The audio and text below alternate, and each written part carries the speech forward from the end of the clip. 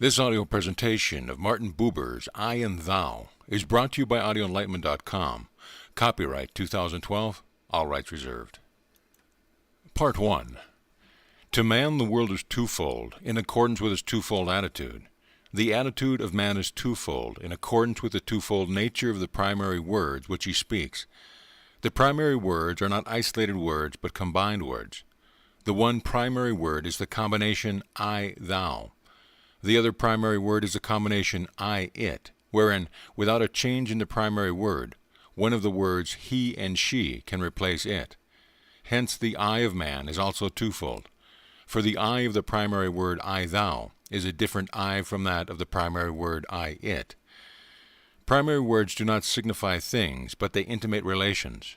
Primary words do not describe something that might exist independently of them, but being spoken they bring about existence. Primary words are spoken from the being. If thou is said, the I of the combination I-thou is said along with it. If it is said, the I of the combination I-it is said along with it. The primary word I-thou can only be spoken with the whole being.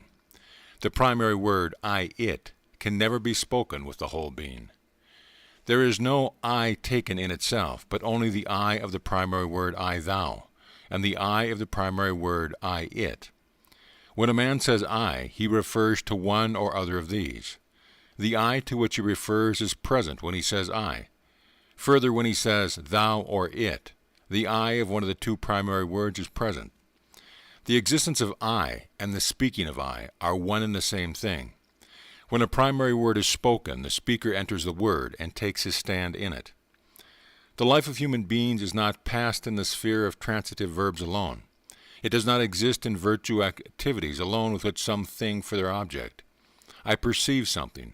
I am sensible of something. I imagine something. I will something. I feel something, and I think something. The life of human beings does not consist of all of this and the like alone.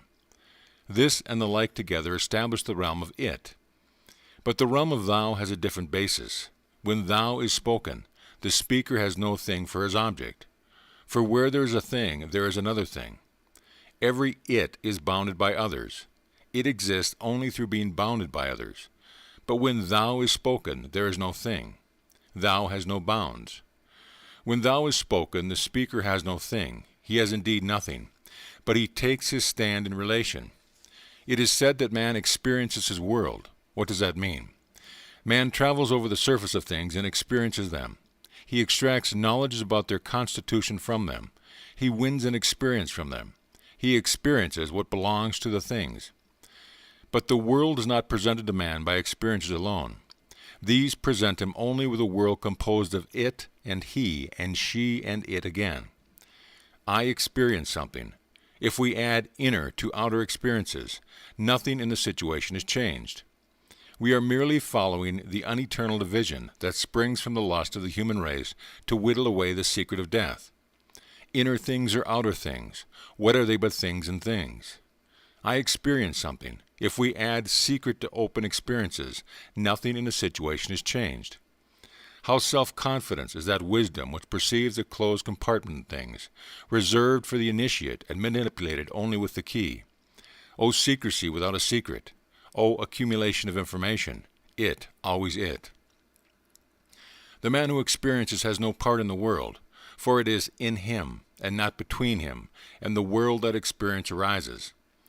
The world has no part in the experience. It permits itself to be experienced, but has no concern in the matter. For it does nothing to the experience, and the experience does nothing to it. As experience, the world belongs to the primary word I-it. The primary word I-thou establishes the world of relation. The spheres in which the world of relation arise are three. First, our life with nature. There the relation sways in gloom, beneath the level of speech. Creatures live and move out against us, but they cannot come to us. And when we address them as thou, our words cling to the threshold of speech. Second, our life with men. There the relation is open and in the form of speech. We can give and accept the thou. Third, our life with intelligible forms. There the relation is clouded, yet it discloses itself. It does not use speech, yet begets it. We perceive no thou, but nonetheless we feel we are addressed, and we answer, forming, thinking, acting. We speak the primary word with our being, though we cannot utter thou with our lips. But with what right do we draw that lies outside speech into relation with the world of the primary word? In every sphere in its own way, through each process of becoming that is present to us, we look out toward the fringe of the eternal thou. In each we are aware of a breath from the eternal thou. In each thou we address the eternal thou. I consider a tree. I can look at it as a picture, stiff column and a shock of light, or splash of green shot with the delicate blue and silver of the background. I can perceive it as movement, flowing veins of clinging, pressing pitch, suck of the roots, breathing of the leaves, ceaseless commerce with earth and air, and the obscure growth itself. I can classify it in a species and study it as a type in its structure and mode of life. I can subdue its actual presence and form so sternly that I recognize it only as an expression of law, of the laws in accordance with which a constant opposition of forces is continually adjusted, or of those in accordance with which the component substances mingle and separate. I can dissipate it and perpetuate it in number, in pure pneumatical relation. In all this the tree remains my object, occupies space and time, and has its nature and constitution. I can, however, also come about, if I have both will and grace, that in considering the tree I become bound up in relation to it. The tree is now no longer it. I have been seized by the power of exclusiveness. To effect this is not necessary for me to give up any of the ways in which I consider the tree. There is nothing from which I would have to turn my eyes away from in order to see, and no knowledge that I would have to forget. Rather is everything, picture and movement, species and type, law and number, indivisibility united in this event. Everything belonging to the tree is in this: its form and structure, its color and chemical composition, its intercourse with the elements and with the stars, all are present in a single whole.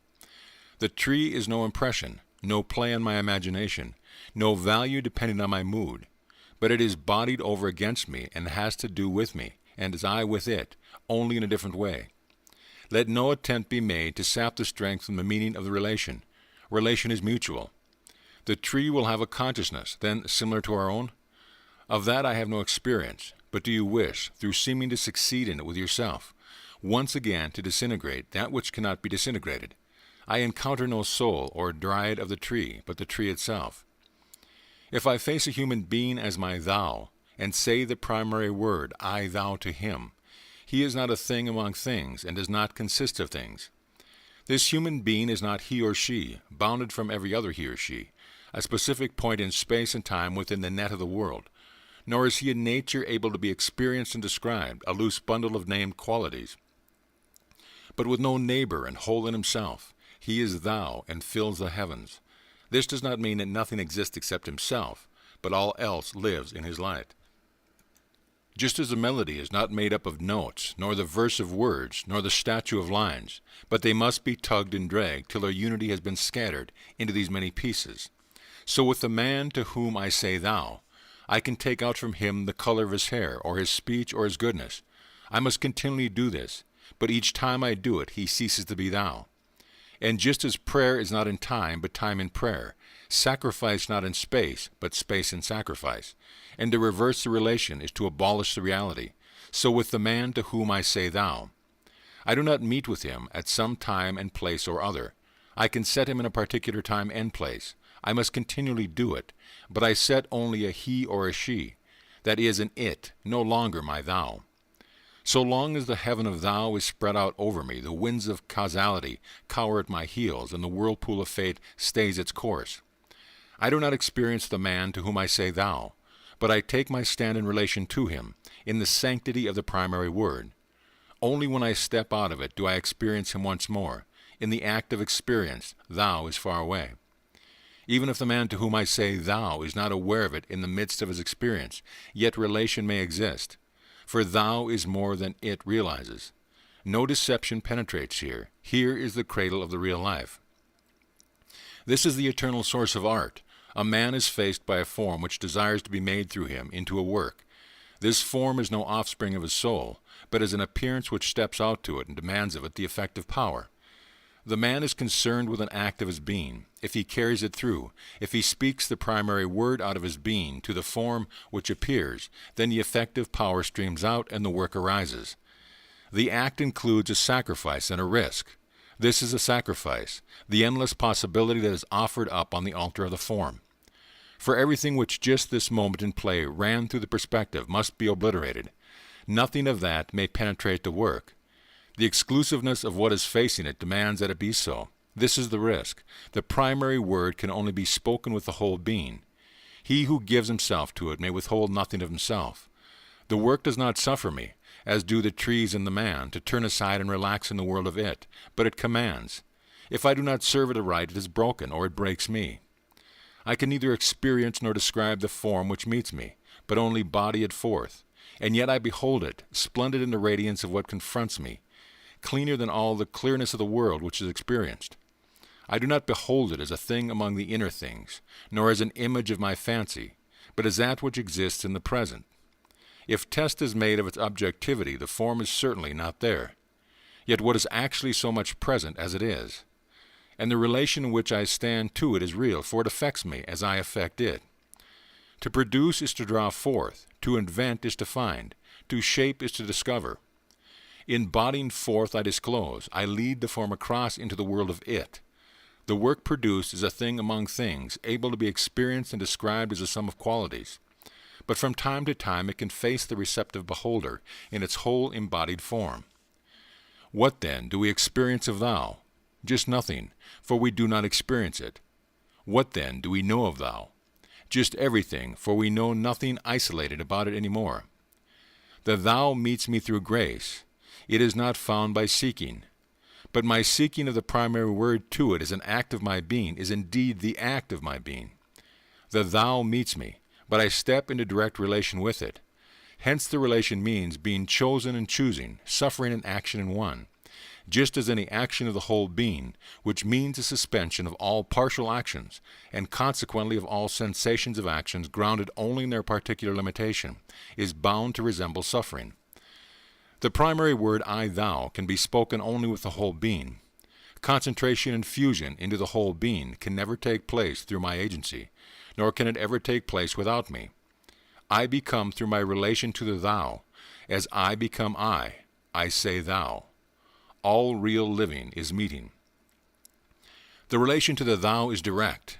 No system of ideals, no foreknowledge, and no fancy intervene between I and thou. The memory itself is transformed, as it plunges out of its isolation into the unity of the whole. No aim, no lust, and no anticipation intervenes between I and thou. Desire itself is transformed as it plunges out of its dream into the appearance. Every means is an obstacle. Only when every means has collapsed does the meeting come about. In face of the directness of the relation, everything indirect becomes irrelevant. It is also irrelevant if my thou is already the it for other eyes, an object of general experience, or can become so through the very accomplishment of this act of my being. For the real, though certainly swaying and swinging, boundary runs neither between experience and non-experience, nor between what is given and what is not given, nor yet between the world of being and the world of value, but cutting indifferently across all these provinces it lies between thou and it, between the present and the object.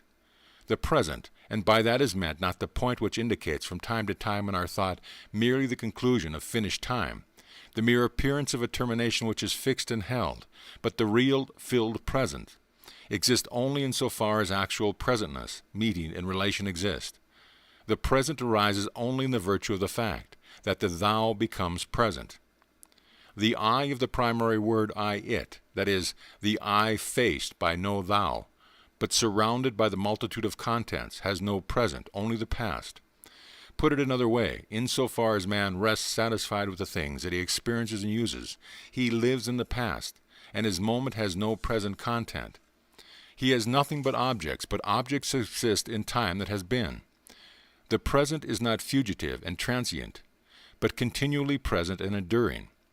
The object is not duration, but cessation, suspension, and breaking off and cutting clear and hardening, absence of relation of present being. True beings are lived in the present, the life of objects is in the past. Appeal to a world of ideas as a third factor above this opposition will not do away with its essential twofold nature. For I speak of nothing else but the real man, of you and of me, of our life and of our world, not of an I or a state of being in itself alone.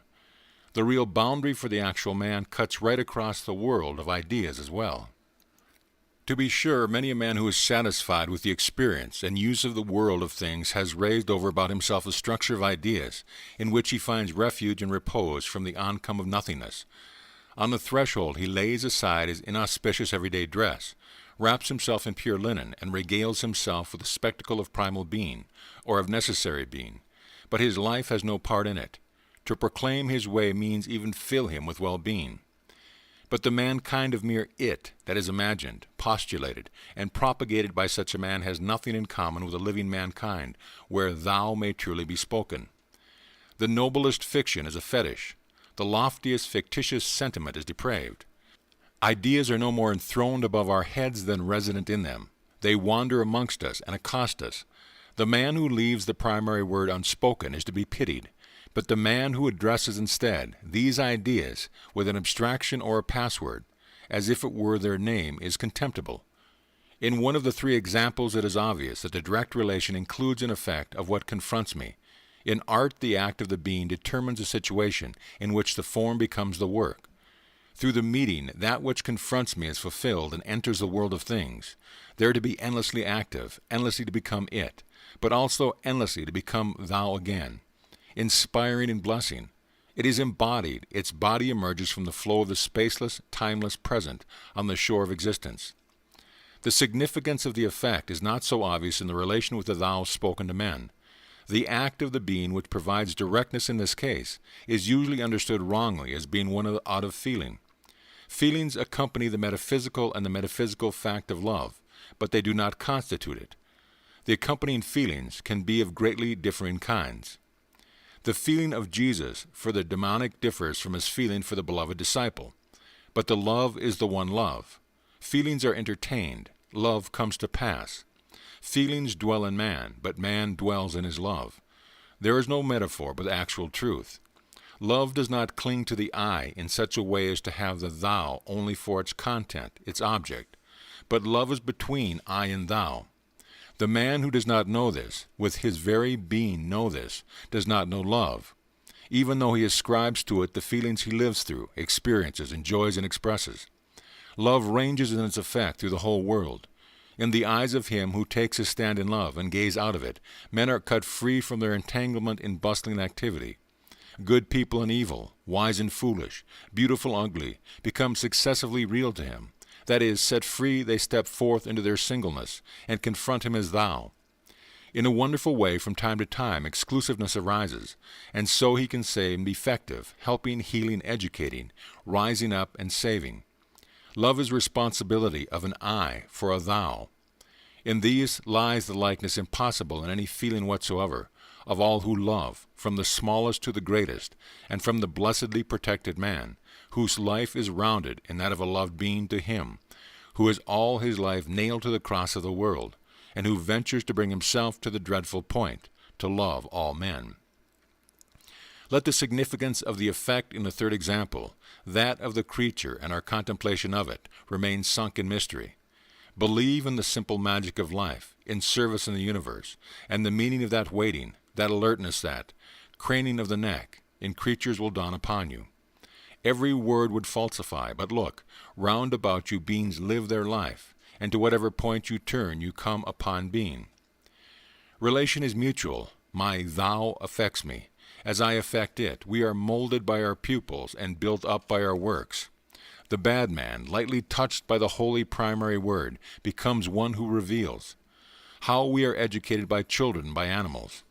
We live our lives inscrutably included within the streaming mutual life of the universe.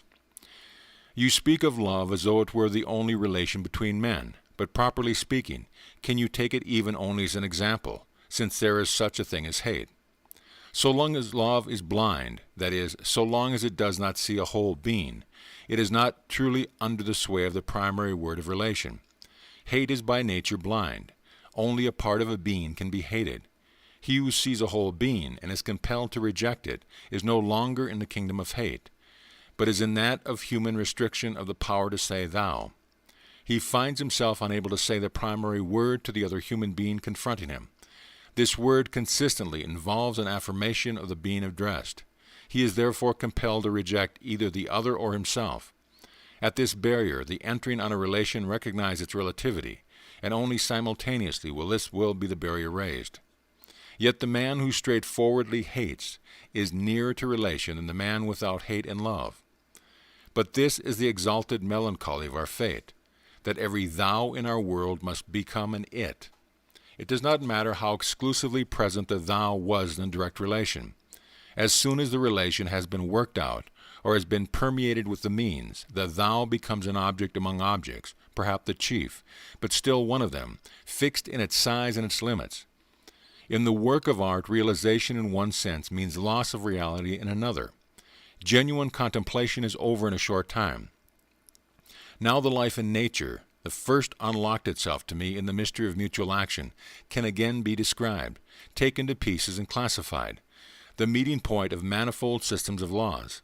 And love itself cannot persist in direct relation. It endures, but an interchange of actual and potential being. The human being who is even now single and unconditioned, not something lying to hand, only present, not able to be experienced, only able to be fulfilled, has now become again a he or a she, a sum of qualities, a given quantity with a certain shape. Now I may take out from him again the color of his hair, or of his speech, or of his goodness. But so long as I can do this, he is in no more my thou and cannot yet be my thou again. Every thou in the world is by its nature fated to become a thing, or continually to re-enter into the condition of things. In objective speech, it would be said that everything in the world, either before or after becoming a thing, is able to appear to an I as its thou. But objective speech snatches only at a fringe of real life. The it is the eternal chrysalis, the thou the eternal butterfly, except that situations do not always follow one another in clear succession. But often there is a happening, profoundly twofold, confusedly entangled. In the beginning is relation. Consider the speech of primitive peoples, that is, of those that have a meager stock of objects, and whose life is built up within a narrow circle of acts highly charged with presentness. The nuclei of this speech, words in the form of sentences and original pre-grammatical structures, which later, splitting asunder, give rise to the many various kinds of words, mostly indicate the wholeness of a relation. We say far away. The Zulu has for that word which means in our sentence form, there where someone cries out, "O mother, I am lost." The Fuegian soars above our analytical wisdom with a seven-syllable word whose precise meaning is, they stare at one another, each waiting for the other to volunteer to do what both wish, but are not able to do. In this total situation, the persons, as expressed both in nouns and pronouns, are embedded, still only in relief and without finished independence. The chief concern is not with these products of analysis and reflection, but with the true original unity, the lived relation. We greet the man we meet, wishing him well or assuring him of our devotion or commending him to God. But how indirect these worn-out formulas are! What do we discern even dimly in hail of the original conferring of power? Compare these with the ever-fresh Kafir greeting, with its direct bodily relation, "I see you," or with the ridiculous and sublime American variant, "Smell me." It may be supposed that characterizations and ideas, but also representations of persons and things, have been taken out from representation of incidents and situations that are specifically relational. The elementary impressions and emotional stirrings that waken the spirit of the natural man proceed from incidents, experience of a being confronting him, and from situations, life with a being confronting him, that are relational in character. He is not disquieted by the moon that he sees every night, till it comes bodily to him, sleeping or walking, draws near and charms him with silent movements, or fascinates him with the evil or sweetness of its touch. He does not retain from this the visual representation, say of the wandering orb of light, or of a demonic being that somehow belongs to it, but at first he has in him only that dynamic, stirring image of the moon's effect, streaming through his body. Out of this, the image of the moon personally achieving the effect only gradually emerges. Only now, that is to say, does the memory of the unknown, that is nightly taken into his being, begin to kindle and take shape as the doer and the bringer of the effect. Thus it makes possible the transformation of the unknown into an object, a he or a she out of a thou that could not originally be experienced, but simply suffered. This initial and long-continuing relational character of every essential phenomena makes it also easier to understand a certain spiritual element of primitive life that is much discussed and observed, but not yet properly grasped in present-day study. I mean that mysterious power the idea of which has been traced through many variations in the form of the beliefs or in the knowledge, both being still one, of many nature people. Known as mana or ornenda, it opens a way to the Brahman in its primal meeting, and further to the dynamis and the charis of the magical papyra and of the apostolic epistles. It has been characterized as a supersensuous or supernatural power, descriptions which depend on our categories and do not correspond to those of the primitive man. The limits of this world are set by his bodily experience, to which visits from the dead say quite naturally belong. To accept what has no sensuous qualities at all as actually existing must strike him as absurd. The appearances to which he ascribes as the mystical power are all elementary incidences that are relational in character, that is, all incidences that disturb him by stirring his body and leaving him behind in him a stirring image. The moon and the dead, visiting him by night with pain or pleasure, have that power. But so too have the burning sun and the howling beast, and the chief whose glance constrains him, and the sorcerer whose singing loads him with a power for the hunt. Mana is simply the effective force, that which has made the person of the moon, up there in the heavens, into a blood-stirring thou. The memory of it left its track when the image of the object was separated out from the total stirring image, although it itself, indeed, never appears other than an doer and bringer of an effect. It is that which man himself, if he possesses it, perhaps in a wonderful stone, can be effective in this way. The world image of primitive man is magical, not because human magical power is set in the midst of it, because this human power is only a particular variety of the general magic power from which all effective action is derived. Causality in his world image is no unbroken sequence, but an ever-new flashing forth of power and moving out towards its production. It is a volcanic movement without continuity. Mana is a primitive abstraction, probably more primitive than, say, number, but not any more supernatural in it. The memory as it is being trained ranges the grand relational events, the elemental emotional shocks. The most important for the instinct of preservation, and the most noteworthy for the instinct to understand, that is, that which affects, stands out most forcibly of all and becomes independent. The less important, the non-communal and the changing thou of experiences, retires and remains isolated in the memory, and is gradually transformed into an object and very slowly drawn into groups and classes.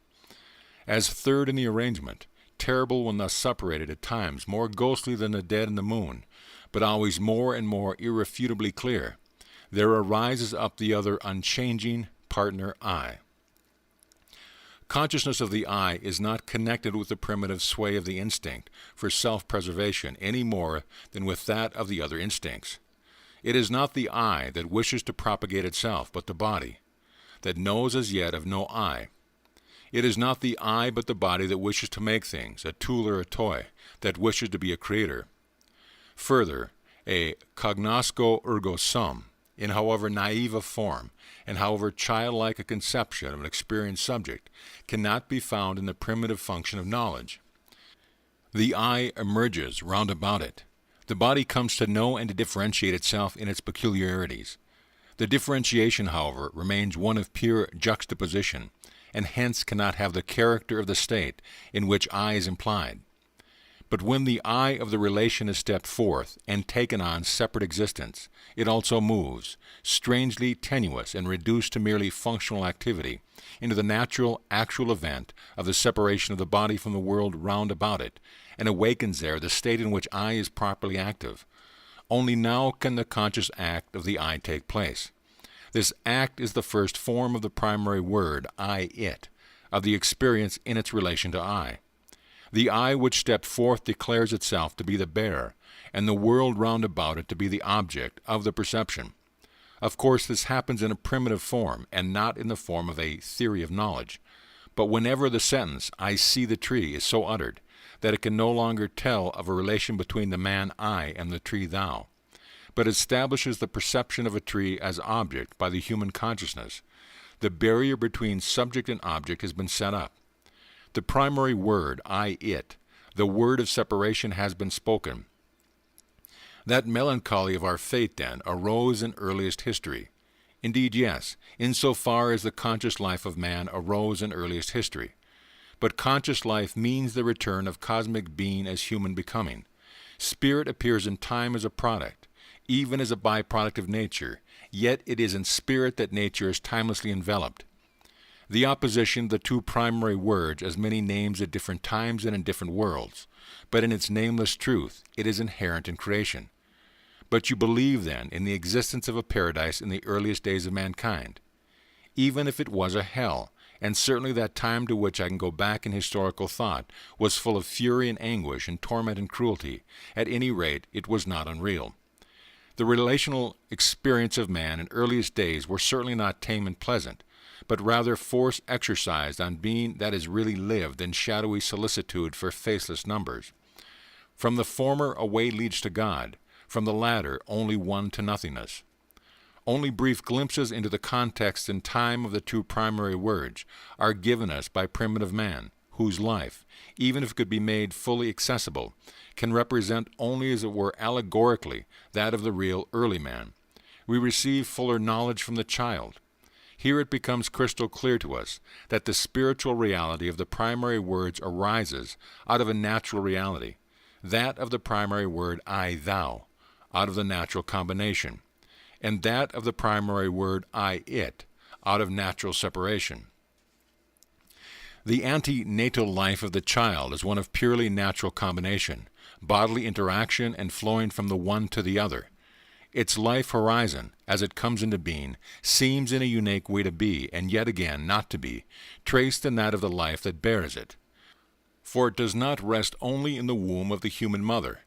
Yet this connection has such a cosmic quality that the mythical saying of the Jews, "In the mother's body man knows the universe, in birth he forgets it," reads like the imperfect decipherment of an inscription from earliest times. And it remains indeed in man as a secret image of desire, not as though his yearning meant a longing to return, as those suppose who see in the spirit, confusing it with their intellect, a parasite of nature, when it is rather, though exposed to diverse illnesses, nature's best flower.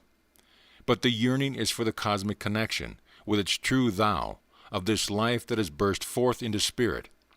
Every child that is coming into being rests, like all life that is coming into being, in the womb of the Great Mother, the undivided primal world that precedes form. From her, too, we are separated and enter into personal life, slipping free only in the dark hours to be close to her again. Night by night this happens to the healthy man.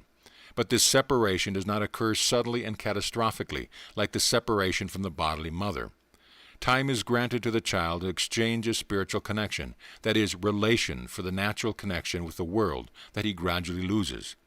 He has stepped out of the glowing darkness of chaos into the cool light of creation. But he does not possess it yet. He must first draw it truly out. He must make it into a reality for himself. He must find for himself his own world by seeing and hearing and touching and shaping it. Creation reveals in meeting its essential nature as form. It does not spill itself into expectant senses, but rises up to meet the grasping senses. That which will eventually play as an accustomed object around the man who is fully developed must be wooed and won by the developing man in strenuous action. For no thing is a ready-made part of an experience. Only in the strength, acting and being acted upon, of what is over against men is anything made accessible. Like primitive man, the child lives between sleep and sleep. A great part of his waking hours is also sleep, in the flash and counter-flash of meeting. The primal nature of the effort to establish relation is already to be seen in the earliest and most confined stage. Before anything isolated can be perceived, timid glances move out into indistinct space, towards something indefinite, and in times when there seems to be no desire for nourishment, hands sketch delicately and dimly in the empty air, apparently aimlessly seeking and reaching out to meet something indefinite. You may, if you wish, call this an animal's action, but it is not thereby comprehended. For these very glances will after protracted attempts settle on the red carpet pattern and not be moved till the soul of the red has opened itself to them. And this very movement of the hands will win from a woolly teddy bear its precise form, apparent to the senses, and become lovingly and unforgettably aware of a complete body. Neither of these acts is experiences of an object, but as the correspondence of the child, to be sure only fanciful, with what is alive and effective over against him. This fancy does not in the least involve, however, a giving of life to the universe. It is the instinct to make everything into thou, to give relation to the universe, the instinct which completes out of its own richness the living effect of action, when a mere copy or symbol of it is given in what is over against him. Little, disjointed, meaningless sounds still go out persistently into the void, but one day, unforeseen, they will have become conversation. Does it matter that it is perhaps with a simmering kettle? It is conversation. Many a movement termed reflex is a firm trowel in the building up of the person in the world. It is simply not the case that the child first perceives an object, then, as it were, puts himself in relation with it. But the effort to establish relation comes first, the hand of the child arched out so that what is over against him may nestle under it. Second is the actual relation, a saying of thou without words, in the state preceding the word form. The thing like the eye is produced late, arising after the original experiences have been split asunder and the connected partners separated. In the beginning is relation, as category of being, readiness, grasping form, mold for the soul. It is there the a priori of relations, the inborn thou. The inborn thou is realized in the lived relations with that which meets it. The fact that this thou can be known as what is over against a child can be taken up in exclusiveness, and finally can be addressed with the primary word, is based on the a priori of relation. In the instinct to make contact, first by touch and then by visual touch, of another being, the inborn thou is very soon brought to its full power, so that the instinct ever more clearly turns out to mean mutual relation or tenderness. But the instinct to creation, which is established later, that is, the instinct to set up things in a synthetic, or if that is impossible, in an analytical way, through pulling to pieces or tearing up, is also determined by this inborn thou, so that a personification of what is made in a conversation takes place. The development of the soul in the child is inextricably bound up with that of the longing for the thou, with the satisfaction and the disappointment of this longing, with the game of his experiments and the tragic seriousness of his perplexity. Genuine understanding of this phenomena, which is injured by every attempt to lead it back into more confined spheres, can only be prompted if, during its observation and discussion, its cosmic and metacosmic origin is kept in mind.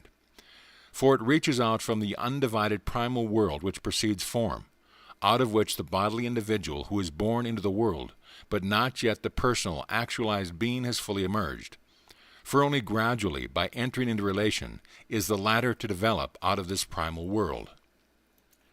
Through the thou, a man becomes I. That which confronts him comes and disappears.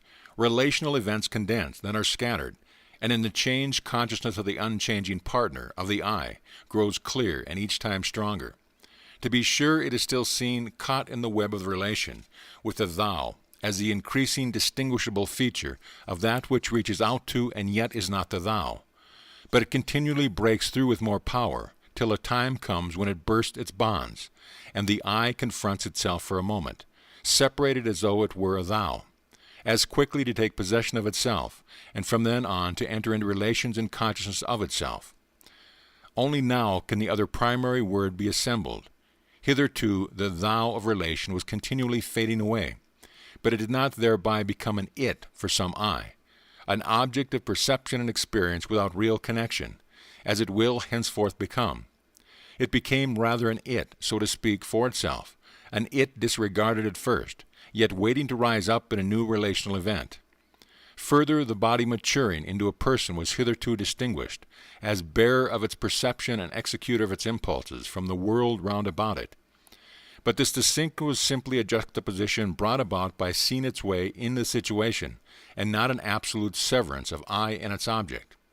But now the separated I emerges, transformed, shrunk from substance and fullness to a functional point, To a subject which experiences and uses, I approaches and takes possession of all it existing, in and for itself, and forms in conjunction with it the other primary word. The man who has become conscious of I, that is, the man who says, I, it, stands before things, but not over against them in the flow of mutual action. Now with the magnifying glass of peering observation, he bends over particulars and objectifies them. Or with the field glass of remote inspection, he objectifies them and arranges them as scenery. He isolates them in observation without any feeling of their exclusiveness, or he knits them into a scheme of observation without any feeling of universality. The feeling of exclusiveness he would be able to find only in relation, the feeling of universality only through it. Now for the first time he experiences things as sums of qualities. From each relational experience, qualities belonging to the remembered thou had certainly remained sunk in his memory. But now for the first time things are for him actually composed of their qualities. From the simple memory of the relation to man, dreaming or fashioning or thinking, according to his nature enlarges the nucleus, the substance that showed itself in the thou with power and gathered up in itself all qualities. But now also for the first time he sets things in space and time, in causal connection, each with its own place and appointed course, its measurability and conditioned nature. The thou appears to be sure in space, but in the exclusive situation of what is over against it, where everything else can only be the background out of which it emerges, not its boundary and measured limit. It appears too in time, but in that of the event which is fulfilled in itself. It is not lived as part of a continuous and organized sequence, but as lived in a duration whose purely intensive dimension is definable only in terms of itself. It appears, lastly, simultaneously as acting and as being acted upon, not, however, linked to a chain of causes, but in its relation of mutual action with the I, as the beginning and the end of the event. This is part of the basic truth of the human world, that only it can be arranged in order. Only when things, from being our thou, becomes our it, can they be coordinated. The thou knows no system of coordination. But now that we have come so far, it is necessary to set down the other part of the basic truth, without which this would be a useless fragment, namely a world that is ordered is not the world order. There are moments of silent depth in which you look on the world order fully present. Then at its very first flight the note will be heard. But the ordered world is its indistinguishable score. These moments are immortal and most transitory of all. No content may be secured from them, but their power invades creation and the knowledge of man. Beams of their power stream into the ordered world and dissolves it again and again. This happens in the history both of the individual and of the race. To man the world is twofold, in accordance with his twofold attitude.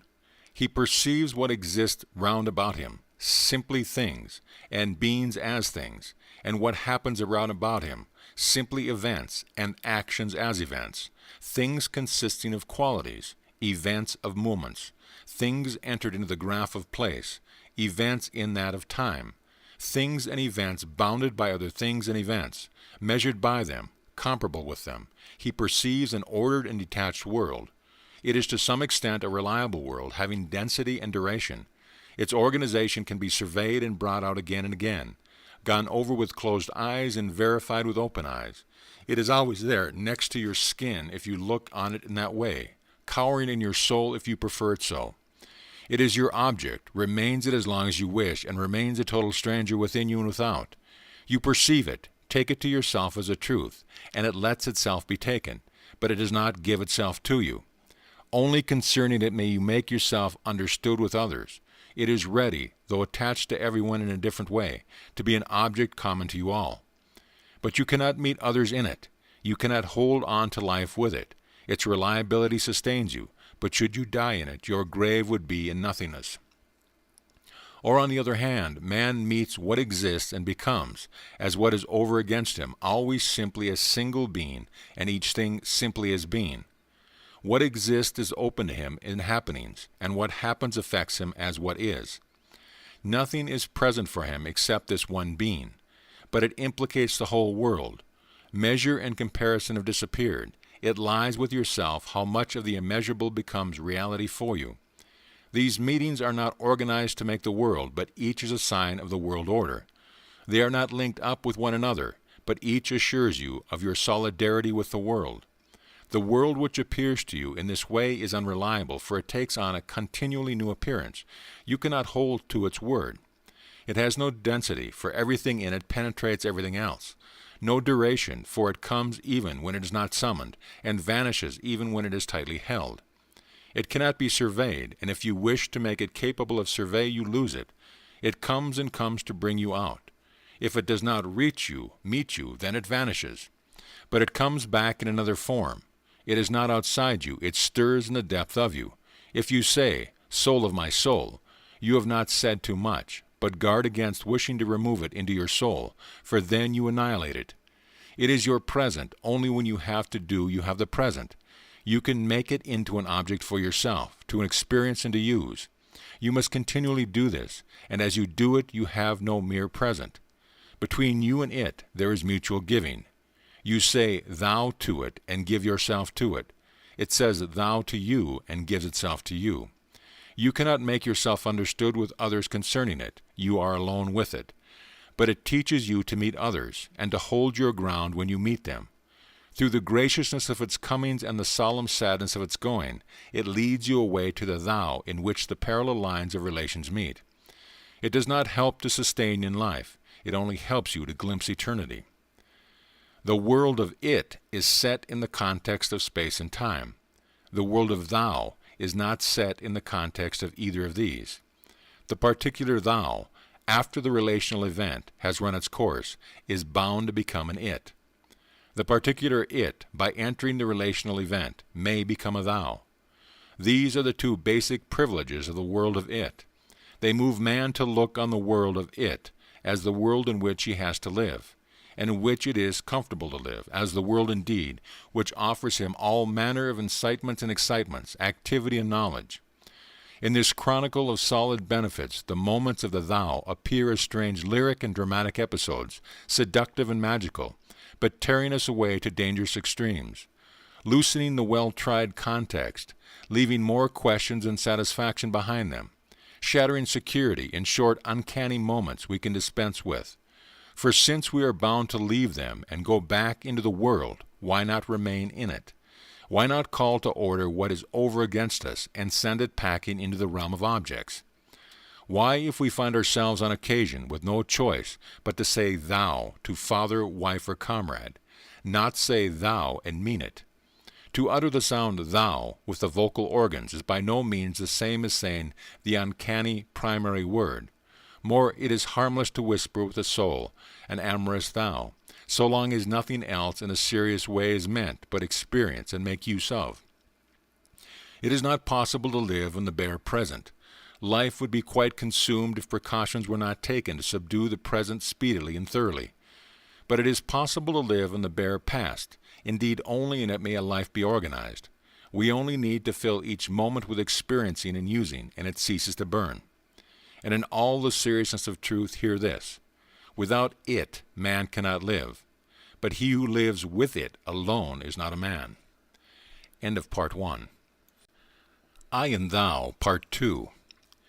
The history of the individual and that of the human race, in whatever they may continually part company, agree at least in this one respect, that they indicate a progressive augmentation of the world of it. In respect of the history of the race that is called in question, it is pointed out that the successive realms of culture have their beginnings in a primitive state, whose color may differ, but whose structure is constant. In conformity with this primitiveness, these cultural realms begin with a small world of objects. The life not of the race, but of the particular culture would thus correspond to the individual's life. But apart from the apparently isolated realms, through the historical influence of other pre-existing cultures they take over, at a certain stage, the world of it belonging to these cultures. This stage is not reached early, but nevertheless precedes the generation of the heyday. It may take the form of direct acceptance of what is contemporary, as Greece accepted the Egyptian world. Or it may take the form of indirect acceptance of what is past, as Western Christianity accepted the Greek world. These cultures, then, enlarge their world of it, not merely through their own experience, but also through the absorption of foreign experience. Only then does a culture, thus grown, fulfill itself in decisive discovery and expansion. For the present, let the paramount contributions made by the perception and acts of the world of thou be left out of account. Hence, in general, the world of objects in every culture is more extensive than that of its predecessor. Despite sundry stoppages and apparent retrogressions, the progressive augmentation of the world of it is to be clearly discerned in history. It is beside the point of these conclusions whether the character of finitude, or that of so-called infinity, more precisely non-finitude, belongs to the world view of a culture, though certainly a finite world can well contain more parts, things, and processes than an infinite.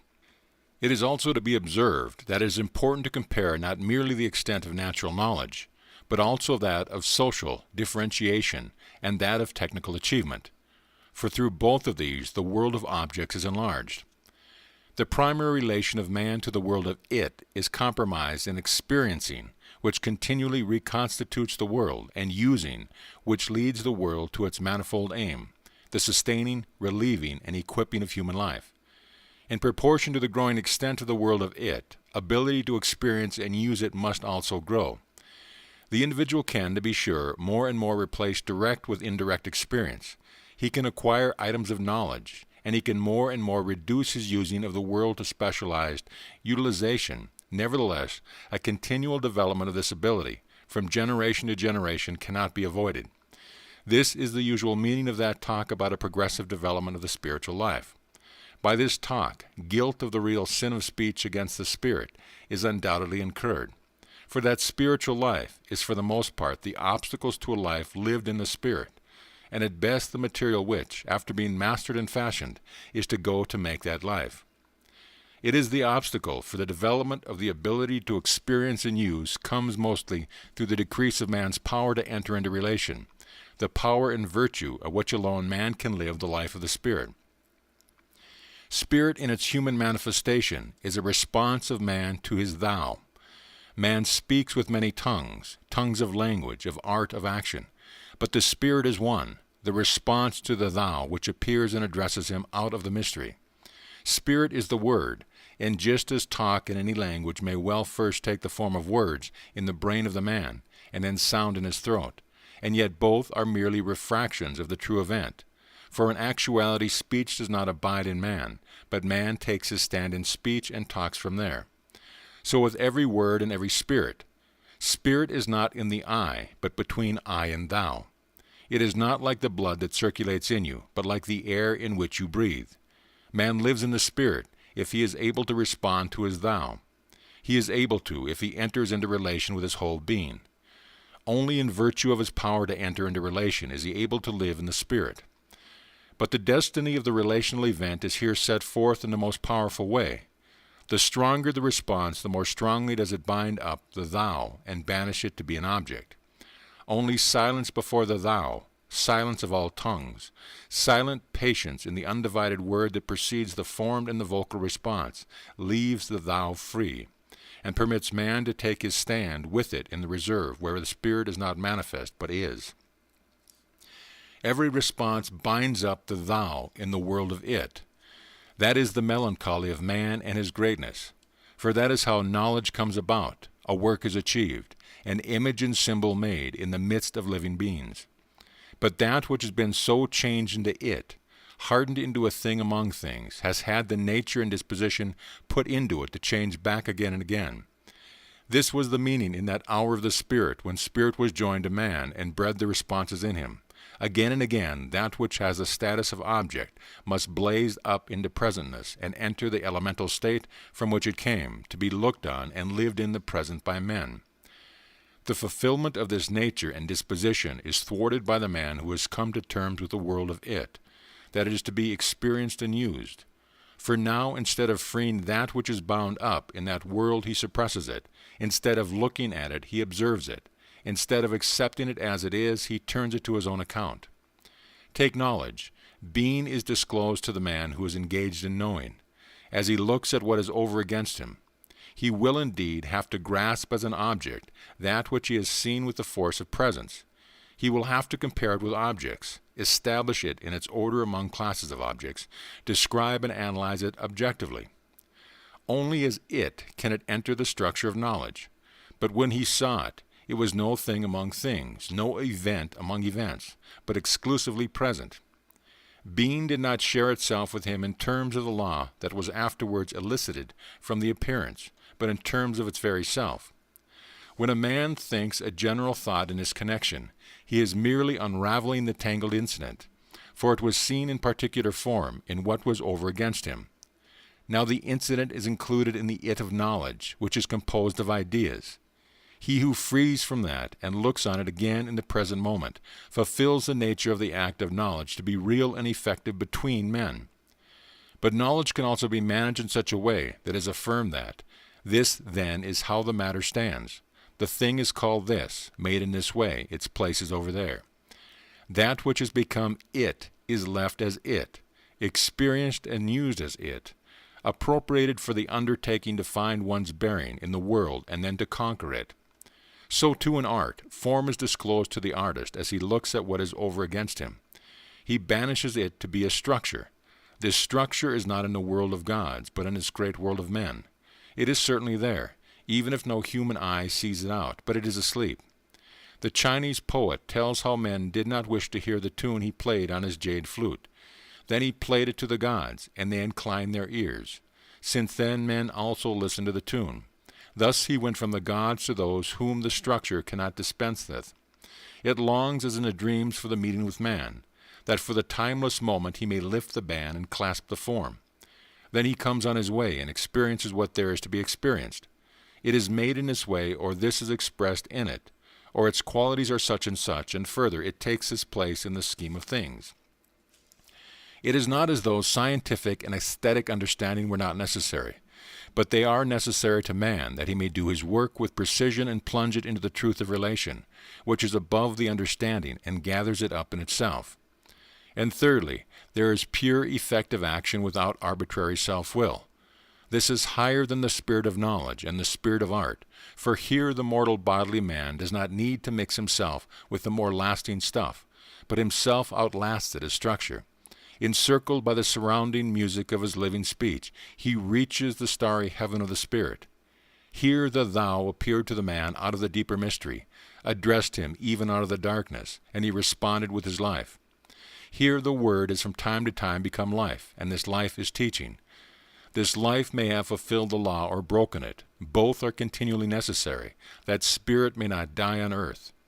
This life is presented, then, to those who come later, to teach them not what is and must be, but how life is lived and in the spirit, face to face with the thou. That is, it is itself ready on every occasion to become thou for them, and open up the world of thou. No, it is not ready. It continually approaches and touches them. But they, having become disciplined and unfitted for the living dealings that would open the world to them, are fully equipped with information. They have pinned the person down in history and secured his words in the library. They have codified in exactly the same way the fulfillment or the breaking of the law. Nor are they niggards with admiration and even idolatry, amply mixed with psychology as befits modern man. O lonely face like a star in the night, O living finger laid on an unheeding brow, O fainter, echoing footstep. The development of the function of experiencing and using comes about mostly through decrease of man's power to enter into relation. How does this same man, who made spirit into a means of enjoyment for himself, behave towards the beings that live around about him? Taking his stand in the shelter of the primary word of separation, which holds off the I and the it from one another, he has divided his life with the fellow men into two tidily circled off provinces, one of institutions and the other of feelings, the province of it and the province of I. Institutions are outside, where all sorts of aims are pursued, where a man works, negotiates, bears influence, undertakes, concurs, organizes, conducts business, officiates, preaches. They are the tolerably well-ordered and to some extent harmonious structure, into which the manifold help of men's brains and hands, the process of affairs is fulfilled. Feelings are within, where life is lived and man recovers from institutions. Here the spectrum of the emotion dances before the interested glance. Here a man's liking and hate and pleasure are indulged, and his pain, if it not, is too severe. Here he is at home, and stretches himself out in his rocking chair. Institutions are a complicated marketplace, feelings a boudoir rich in ever-changing interests. The boundary line, to be sure, is constantly in danger since the wanton feelings break in at times on the most objective institutions, but with united goodwill it may be restored. Most difficult of all is the reliable drawing of the boundary line in the realms of so-called personal life. In marriage, for instance, the line is occasionally not to be fully drawn in any one simple way, but in the end it is possible. In the realms of so-called public life it can be perfectly drawn. Let it be considered, for instance, how faultlessly, in the year of the parties and the groups with their movements, which aimed at being above parties, the heaven-storming sessions on the one hand, and on the other hand business, creeping along the ground, smoothly like a machine or slovenly and organically, are separated from one another. But the separated it of institutions is an animated clod without soul, and the separated I of feelings an uneasily fluttering soul-bird. Neither of them knows man. Institutions know only the specimen, feelings only the object. Neither knows the person or mutual life. Neither of them knows the present. Even the most up-to-date institutions know only the lifeless past that is over and done with. And even the most lasting feelings know only the flitting moment that has not yet come properly into being. Neither of them has access to real life. Institutions yield no public life and feelings no personal life. That institution yield no public life is realized by increasing numbers, realized with increasing distress. This is the starting point of the seeking need of the age. That feeling yield no personal life is understood only by a few. For the most personal life of all seems to reside in feelings, and if, like the modern man, you have learned to concern yourself wholly with your own feelings, despair at their unreality will not easily instruct you into a better way, for despair is also an interesting feeling. The men who suffer distress in the realization that institutions yield no public life had hit upon an expedient. Institutions must be loosened or dissolved or burst asunder by the feelings themselves. They must be given new life from the feelings, by the introduction into them of the freedom of feeling. If the mechanical state, say, links together citizens alien to one another in their very being, without establishing or promoting a being together, let the state, these men say, be replaced by the community of love, and this community will arise when people, out of free, abundant feeling, approach and wish to live with one another. But it is not so. The true community does not arise through people having feeling for one another, though indeed not without it, but through first their taking their stand in living mutual relation with a living center, and second, their being in living mutual relation with one another. The second has its source in the first, but is not given when the first alone is given. Living mutual relation includes feelings, but does not originate with them. The community is built up out of living mutual relation, but the builder is the living effective center. Further, institutions of the so-called personal life cannot be given new life by free feeling, though indeed not without it. Marriage, for instance, will never be given new life except by that out of which true marriage always arises, the revealing by two people of the thou to one another. Out of this a marriage is built up by the thou, that is neither of the I's. This is the metaphysical and the metaphysical factor of love to which feelings of love are mere accompaniments. He who wishes to give new life to marriage from another source is not essentially different from him who wishes to abolish it. Both clearly show they no longer know the vital factor. And indeed, if in all the much discussed erotic philosophy of the age we were to leave out the account everything that involves experience in relation to the I, that is, every situation in which the one is not present to the other, given present status by it, but merely enjoys itself in the other, what then would be left? True public and true personal life are two forms of connection. In that they come into being and endure, feelings, the changing content and institutions, the constant form are necessary. But put together they did not create human life. This is done by the third, the central presence of the thou, or rather more truly stated, by the central thou that has been received in the present. The primary word I-it is not of evil, as matter is not of evil. It is of evil, as matter is, which presumes to have the quality of present being. If a man lets it to have mastery, the continually growing world of it overruns him and robs him of the reality of his own I, till the incubus over him and the ghost within him whispers to one another the confession of their non-salvation.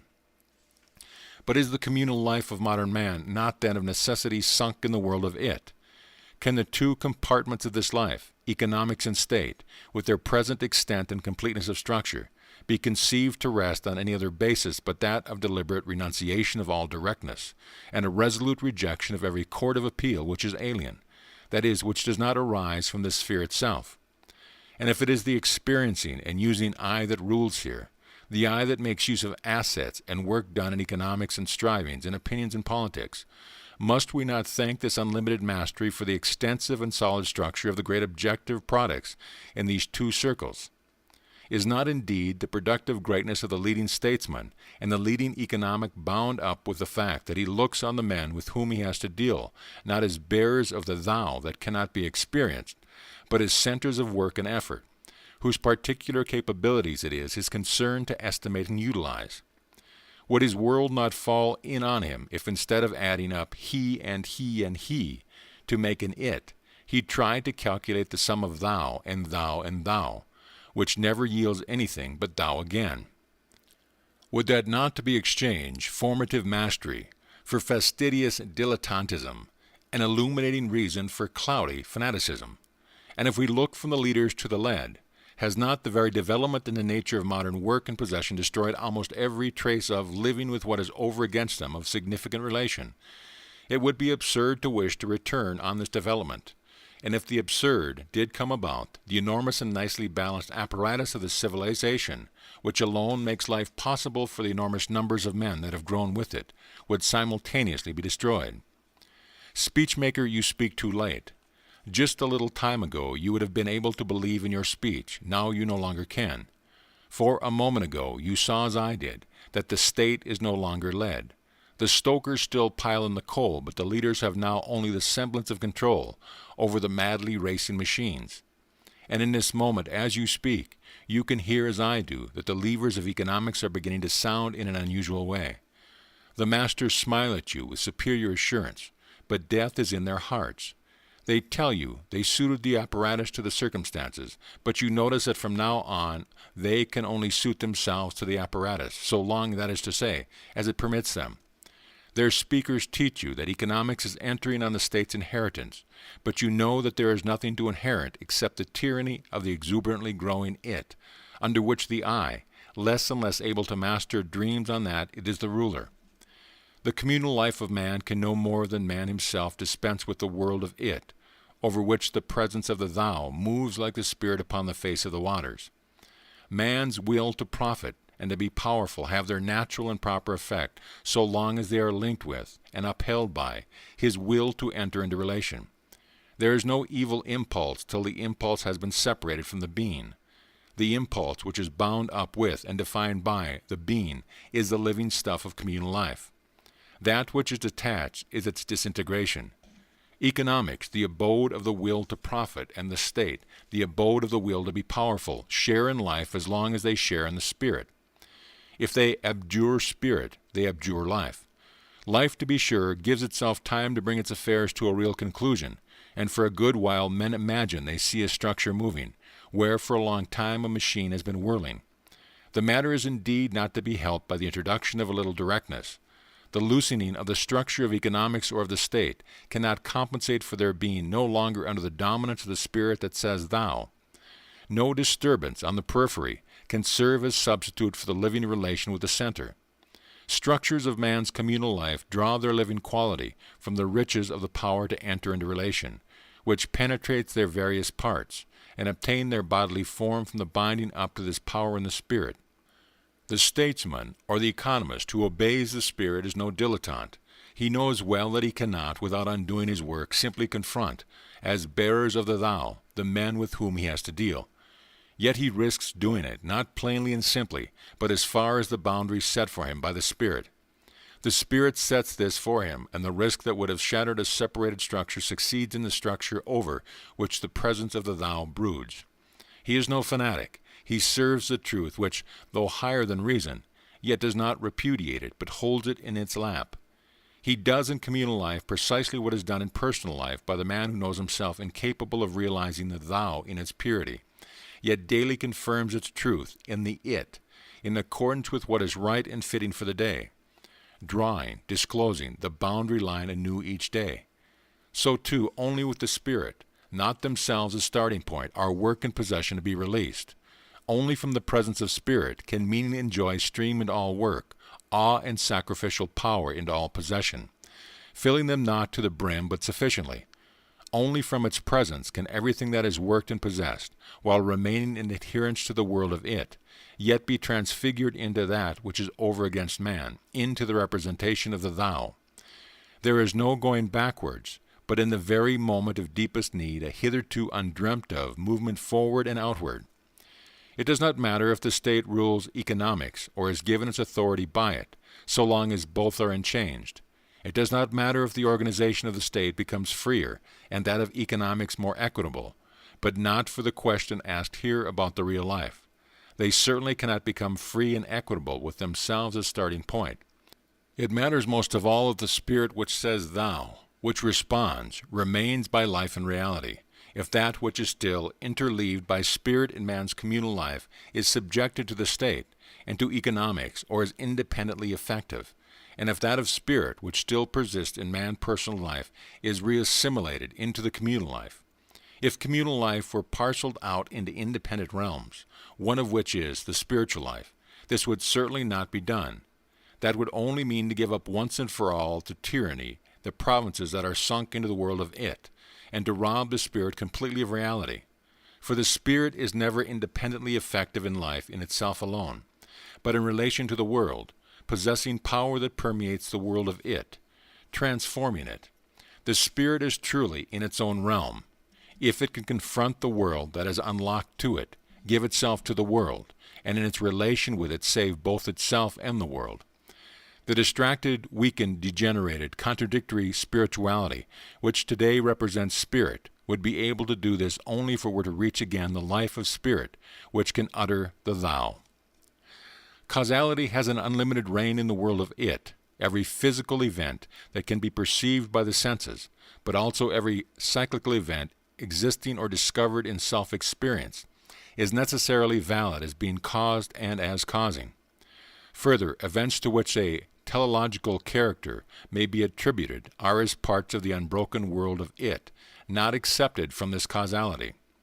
The continuum to which they belong certainly tolerates a teleology, but only as a reverse side worked into a part of causality, and not impairing its continuity and completeness. The unlimited reign of causality in the world of it, of fundamental importance for the scientific ordering of nature, does not weigh heavily on man, who is not limited to the world of it, but can continually leave it for the world of relation. Here I and thou freely confront one another in mutual effect that is neither connected with nor colored by any causality.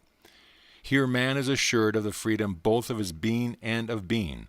Only he who knows relation and knows about the presence of the Thou is capable of decision. He who decides is free, for he has approached the face. The fiery stuff of all my ability to will seizes tremendously. All that I might do circles around me, still without actuality in the world, flung together and seemingly inseparable. Alluring glimpses of powers flicker from all the uttermost bounds. The universe is my temptation, and I achieve being in an instant, with both hands plunged deep into fire, where the single deed is hidden. The deed which aims at me, now is the moment. Already the menace of the abyss is removed. The centerless many no longer plays in the iridescent sameness of its pretensions. But only two alternatives are set side by side, the other, the vain idea, and the one, the charge laid on me. But now realization begins in me, for it is not decision to do the one and leave the other a lifeless mass, disposed layer upon layer as dross in my soul, but he alone who directs the whole strength of the alternative into the doing of the charge, who lets the abundant passion of what is rejected invade the growth to reality of what is chosen. He alone who serves God with the evil impulse, makes decision, decides the event. If this is understood, it is also known that this which has been set up, towards which direction is set and decision made, is to be given the name of upright. And if there were a devil, it would not be one who decided against God, but one who in eternity came to no decision. Causality does not weigh on the man to whom freedom is assured. He knows that his mortal life swings by nature between thou and it, and he is aware of the significance of this. It suffices him to be able to cross again and again the threshold of the holy place wherein he was not able to remain. The very fact that he must leave it again and again is inwardly bound up for him with the meaning and character of his life. There on the threshold, the response, the spirit, is kindled ever new within him. Here in an unholy and needy country, this spark is to be proved. What is called necessity here cannot frighten him, for he has recognized their true necessity, namely destiny. Destiny and freedom are solemnly promised to one another. Only the man who makes freedom real to himself meets destiny. In my discovery of the deed that aims at me, in this movement of my freedom the mystery is revealed to me, but also in failure to fulfill the deed as I intended it to be. In this resistance, too, the mystery is revealed to me. He who forgets all that is cause and makes decisions out of the depths, who rids himself of property and raiment and naked approaches the face, is a free man, and destiny confronts him as the counterpart of his freedom.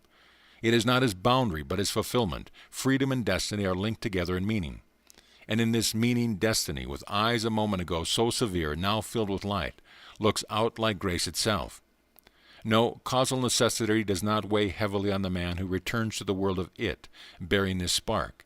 And in times of healthy life, trust streams from men of the Spirit to all people. To all men indeed, even to the dullest, meeting the present has come somehow, naturally, impulsively, dimly. All men have somewhere been aware of thou. Now the Spirit gives them full assurance. But in times of sickness it comes about that the world of it, no longer penetrated and fructified by the inflowing world of thou, as by living streams, but separated and stagnant, a gigantic ghost on the fens overpowers men. In coming to terms with a world of objects that no longer assume present being for him, he succumbs to this world. Then smooth causality rises up till it is an oppressive, stifling fate. Every great culture that comprehends nations rests on an original relational incident, on a response to the thou made at its source, on an act of the being made by the Spirit. This act, strengthened by the similarly directed power of succeeding generations, creates in the Spirit a special conception of the cosmos. Only through this act is cosmos, an apprehended world, a world that is homely and houselike, man's dwelling in the world made possible again and again. Only now can man, confident in his soul, build again and again in a special conception of space, dwellings for God and dwellings for men, and fill swaying time with new hymns and songs, and shape the very community of men. But he is free and consequently creative only so long as he possesses an action and suffering in his own life, that act of the being, so long as he himself enters into relation. If a culture ceases to be centered in the living and continually renewed relational event, then it hardens into the world of it, which the glowing deeds of solitary spirits only spasmodically break through. Thenceforth smooth causality, which before had no power to disturb the spiritual conception of the cosmos, rises up till it is an oppressive, stifling fate. Wise and masterful destiny that reigned in harmony with the wealth of meaning in the cosmos over all causality has been changed into a demonic spirit adverse to meaning, and has fallen into the power of causality. The very karma that appeared to the forefathers as a charitable dispensation for what we do in this life raises up for a future life in higher spheres, is now recognized as tyranny. For the karma of an earlier life of which we are unconscious has shut us in a prison we cannot break in this life. We hitherto a heaven was established in a law, manifest to the senses, raising its lights, arch from which a spindle of necessity hangs. The wandering stars now rule in senseless and oppressive might. It was necessary only to give oneself to Dyke, the heavenly way, which means also our way, in order to dwell with free heart in the universal bounds of fate. But now, whatever we do, we are laden with the whole burden of the dead weight of the world, with faith that is not no spirit. The storming desire for salvation is unsatisfied after manifold attempts, till it is stilled by one who learns to escape the cycle of birth, or by one who saves the souls that have fallen to alien powers into the freedom of the children of God. Such an achievement arises out of a new event of meeting, which is in the course of assuming substantial being, out of a new response, determining destiny, of a man to his thou. In the working out of this central act of the being, one culture can be relieved by another that is given up to the influence of this act, but it can also be given new life in itself alone. The sickness of our age is like that of no other age, and it belongs together with them all. The history of cultures is not a course of eons in which one runner after another has to traverse gaily and unsuspectedly the same death track.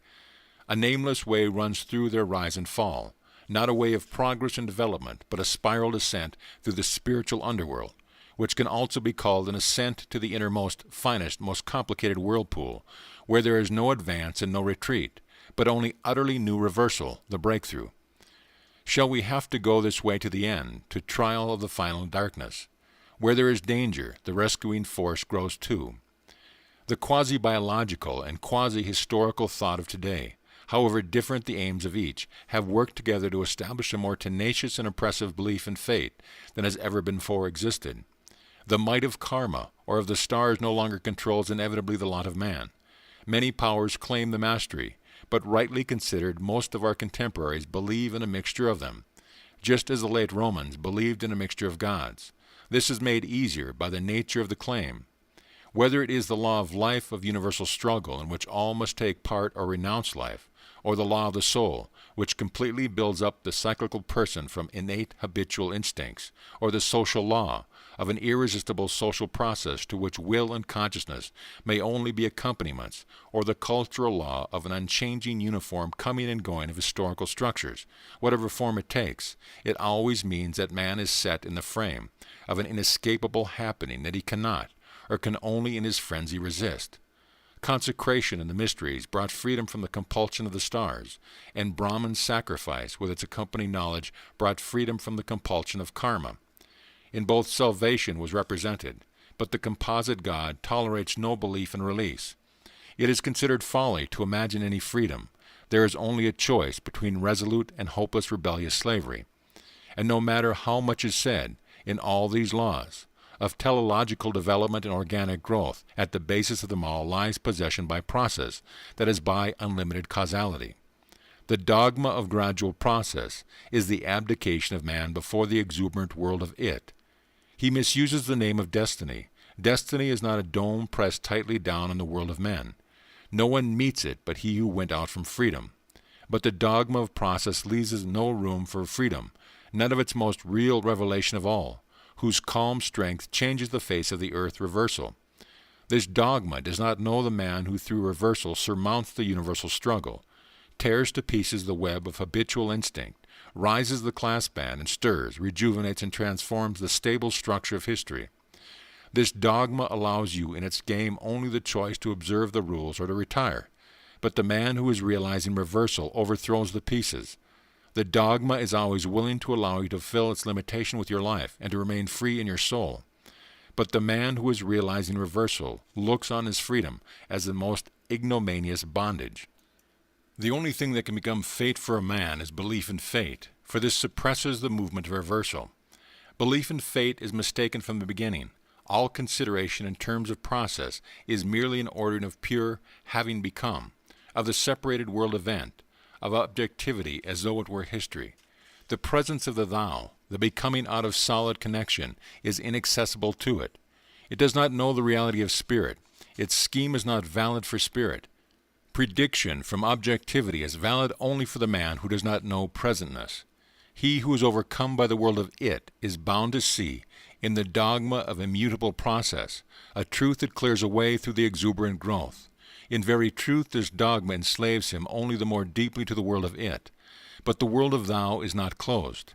He who goes out to it with concentrated being and risen power to enter into relation becomes aware of freedom, and to be freed from belief that there is no freedom is indeed to be free. As power over the incubus is obtained by addressing it with its real name, so the world of it, which a moment ago was stretched to its uncanniness before the puny strength of man, is bound to yield to the man who knows it for what it really is, severance and alienation of that, out of those abundance when it streams close at hand. Every earthly thou is met, and of that which, though seeming at hand, great and fearful like the mother God, yet always had a motherly air. But how can the man in whose being lurks a ghost, the I, emptied of reality, muster the strength to address the incubus by name? How can the ruined power in a being to enter into relation be raised again, when an active ghost tramples continually on the ruins? How does a being gather itself together that is madly and unceasingly hunted in an empty circle by the separated I? How may a man who lives in arbitrary self-will become aware of freedom? As freedom and destiny, so arbitrary self-will and fate belong together. But freedom and destiny are solemnly promised to one another and linked together in meaning. While arbitrary self-will and fate, soul's specter and world's nightmare, endure one another, living side by side and avoiding one another, without connection or conflict, in meaningless, till in an instant there is confused shock of glance on glance, and confession of their non-salvation breaks from them. How much eloquent and ingenious spirituality is expended today in an effort to avert, or at least to veil this event. The free man is he who wills without arbitrary self-will. He believes in reality, that is, he believes in the real solidarity of the real twofold entity, I and thou. He believes in destiny, and believes that it stands in need of him. It does not keep him in leading strings, it awaits him. He must go to it, yet does not know where it is to be found. But he knows that he must go out with his whole being. The matter will not turn out according to his decision, but what is to come will come only when he decides on what he is able to will. He must sacrifice his puny, unfree will, that is controlled by things and instincts, to his grand will, which quits defined from destined being. Then he intervenes no more, but at the same time he does not let things merely happen. He listens to what is emerging from himself, to the course of being in the world, not in order to be supported by it, but in order to bring it to reality as it desires, in its need of him, to be brought with human spirit and deed, human life and death. I said he believes, but that really means he meets. The self-willed man does not believe and does not meet. He does not know solidarity of connection, but only the feverish world outside and his feverish desire to use it. Use needs only to be given an ancient name, and it companies with the gods. When this man says, thou, he means, oh, my ability to use, and what he terms his destiny is only the equipping and the sanctioning of his ability to use. He has in truth no destiny, but only a being that is defined by things and instincts, which he fulfills with the feeling of sovereignty, that is, in the arbitrariness of self-will. He has no grand will, only self-will, which he passes off as real will. He is wholly incapable of sacrifice, even though he may have the word on his lips. You know him by the fact that the word never comes concrete. He intervenes continually, and that for the purpose of letting things happen. Why should destiny, he says to you, not be given a helping hand? Why should the attainable means required by such a purpose not be utilized? He sees the free man too in this way. He can see him in no other, but the free man has no purpose here and means here, which he fetches for this purpose. He has only the one thing, his repeated decision to approach his destiny. He has made his decision, and from time to time, at every parting of ways, he will renew it. But he could sooner believe he was not alive than that the decision of his grand will was inadequate and needed to be supported by a means. He believes, he meets, but the unbelieving core in the self-willed man can perceive nothing but unbelief and self-will, establishing of a purpose and devising of a means, without sacrifice and without grace, without meeting and without presentness. He has as his world a mediated world cluttered with purposes. His world cannot be anything else, and its name is fate. Thus with all his sovereignty is wholly and inextricably entangled in the unreal. He knows this whenever he turns his thought to himself. That is why he directs the best part of his spirituality to averting or at least to veiling his thoughts. But those thoughts about apostasy, about the I emptied of reality in the real I, thoughts of letting himself sink and take root in the soil called despair by men, soil out of which arise self-destruction and rebirth, would be the beginning of reversal. Once upon a time, tells the Brahman, of the 100 path, gods and demons were at strife. The demon said, to whom can we bring our offering? They set them all in their own mouths, but the gods set the gifts in one another's mouth. Then Prajapati, the primal spirit, gave himself to the gods. It is understandable that the world of it, given over to itself, that is, not brought into contact with and melted down by the thou, as it comes into being, takes on the alien form of an incubus. But how is it that, as they say, the eye of man is emptied of reality? Surely, whether living in or out of relation, the I is assured of itself, through its self-consciousness, that strong golden thread of which the many-colored circumstances are strung.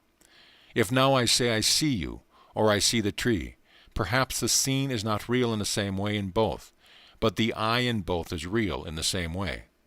Let us make trial if this is so. The form of the word proves nothing. If many a spoken thou indicates fundamentally an it, addresses thou only from habit and obtuseness, and many a spoken it fundamentally a thou, its presentness remembered as if it were remotely with the whole being, so are countless I's only indispensable pronouns, necessary abbreviations for this man here who is speaking. You speak of self-consciousness. If one sentence the thou of relation is truly meant, and in the other the it of an experience, that is, if the I in both is truly meant, is it the name I out of whose self-consciousness both are spoken? The I of the primary word I thou is different, I from that of the primary word I it. The I of the primary word I it makes its appearance as individuality and becomes conscious of itself as subject of experiencing and using. The I of the primary word I thou makes its appearance as person and becomes conscious of itself as subjectivity without a dependent genitive. Individuality makes its appearance by being differentiated from other individualities. A person makes his appearance by entering into relation with other persons.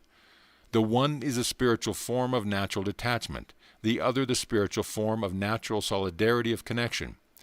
The aim of self-differentiation is to experience and to use, and the aim of these is life, that is, dying that assists the span of a man's life.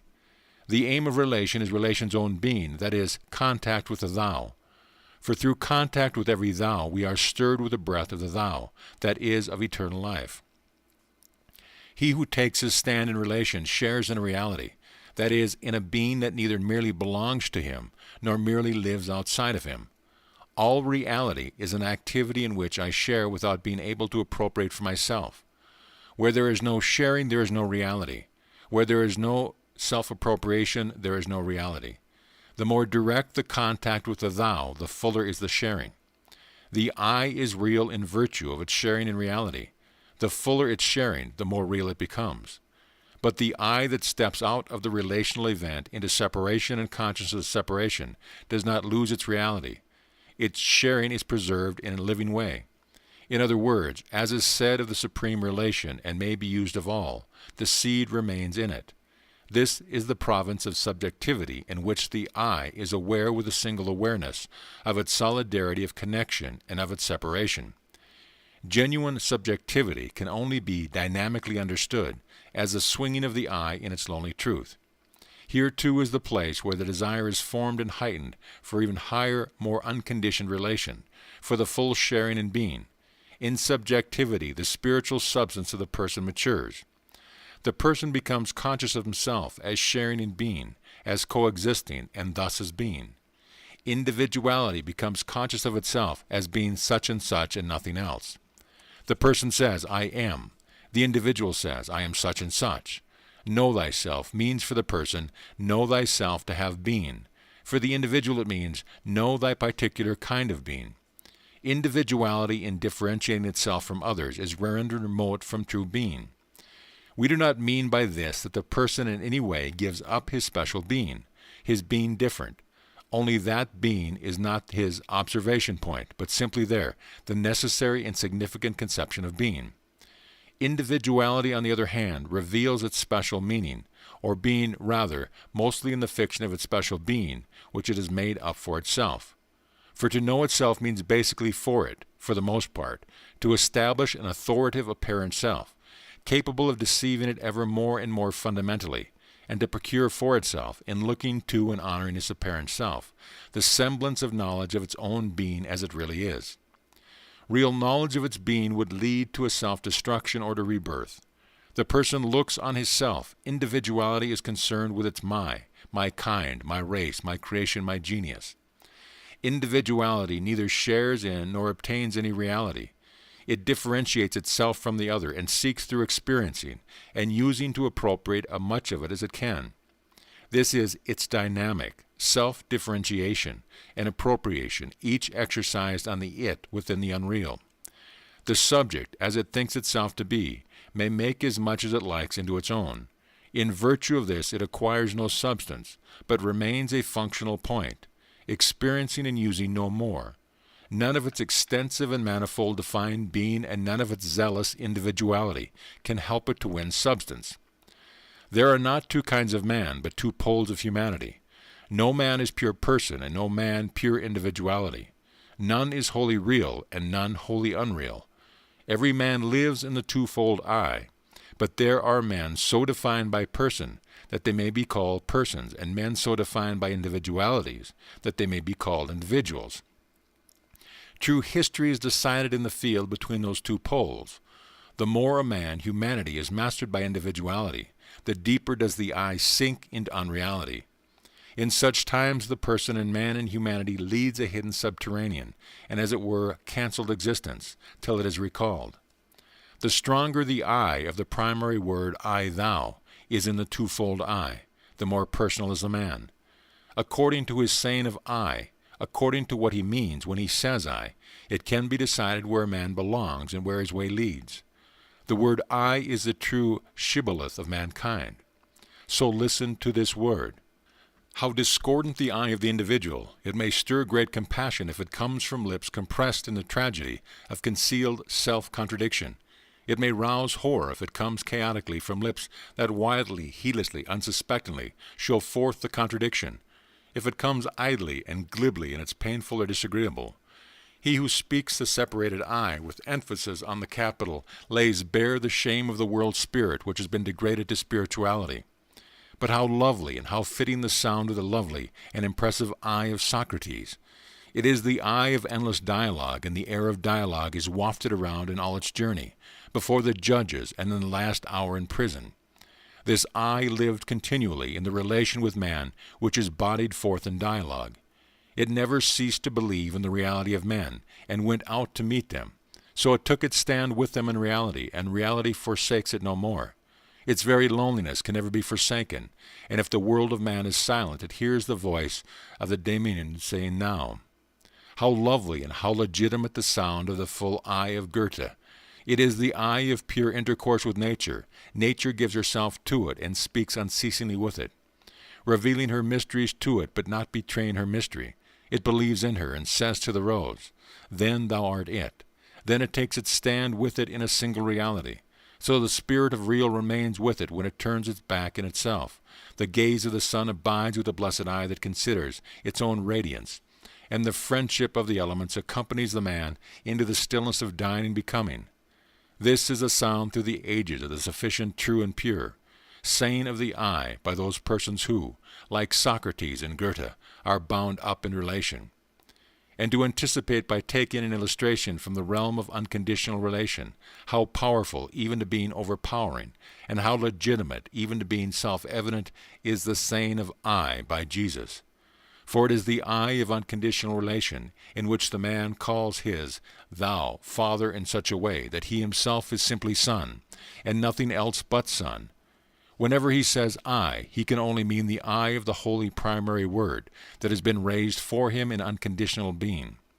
If separation ever touches him, his solidarity of relation is the greater. He speaks to others only out of this solidarity. It is useless to seek to limit this I to a power in itself, or this thou to something dwelling in ourselves, and once again to empty the real, the present relation of reality. I and thou abide. Every man can say thou, and is then I. Every man can say Father, and is then Son. Reality abides. But how if a man's mission require him to know nothing but connection with his particular cause, that is, no longer to know any real relation with or present realization of a thou, to have everything about him become an it, serving his particular cause? What of Napoleon's saying of the I? Is it not legitimate? Is this phenomena of experiencing and using not a person? Indeed, the Lord of the age manifesting did not know the dimension of the thou. It has been justly expressed in the words that all being was for him valor. He who indulgently compared with Peter the followers who denied him after his fall had no one whom he himself could have denied, for he had no one whom he recognized as a being. He was for millions the demonic thou, the thou that does not respond, that responds to thou with it, that does not respond genuinely in the personal sphere, but responds only in his own sphere, his particular cause, with his own deeds. This demonic thou, to which no one can become thou, is the elementary barrier of history, where the basic word of connection loses its reality, its character of mutual action. In addition to, not between person and individual, free and self-willed man, there is this third, towering in times of destiny, fraught with destiny.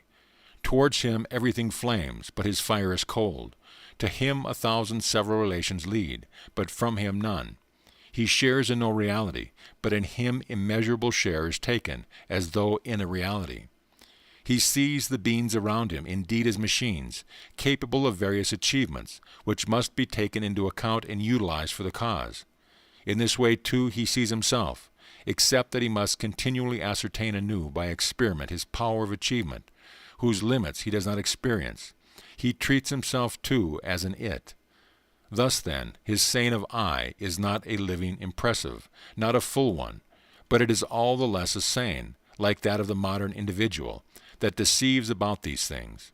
He does not speak of himself, but only with himself as starting point. The I that he utters and writes is a necessary subject for the sentences of his determinations and arrangements, no more and no less. It has no subjectivity, but it also has no self-consciousness concerned with its defined being, and thus all the more no illusion of the apparent self. I am the clock which exists, and does not know itself. So he himself expressed his destined being, the reality of this phenomena and the unreality of this I, at the time when he was hurled from his cause, and for the first time had and dared to speak and think of himself and to take thought for his I, which now appeared for the first time. The I that appears is not a mere subject, but neither does it move towards subjectivity. Freed from its enchantment but not saved, it expresses itself in the fearful word that it is as legitimate as it is illegitimate. The universe beholds us. In the end it sinks back into mystery. Who would dare to assert, after such a course and such a fall, that this man understood this tremendous, prodigious mission, or that he misunderstood it? It is certain that the age for which the demoniacal, without present, has become master and model, misunderstands him. It does not know what rule here are not lust for power and enjoyment of power, but destiny and consumption.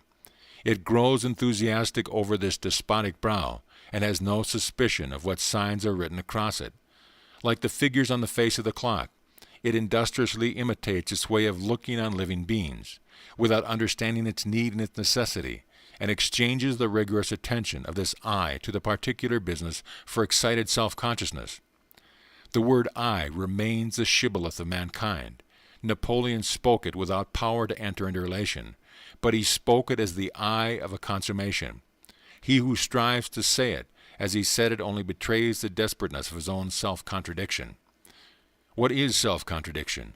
If a man does not represent the a priori of relation in his living with the world, if he does not work out and realize the inborn thou of what meets it, then it strikes inward. It develops on the unnatural, impossible object of the I. That is, it develops where there is no place at all for it to develop.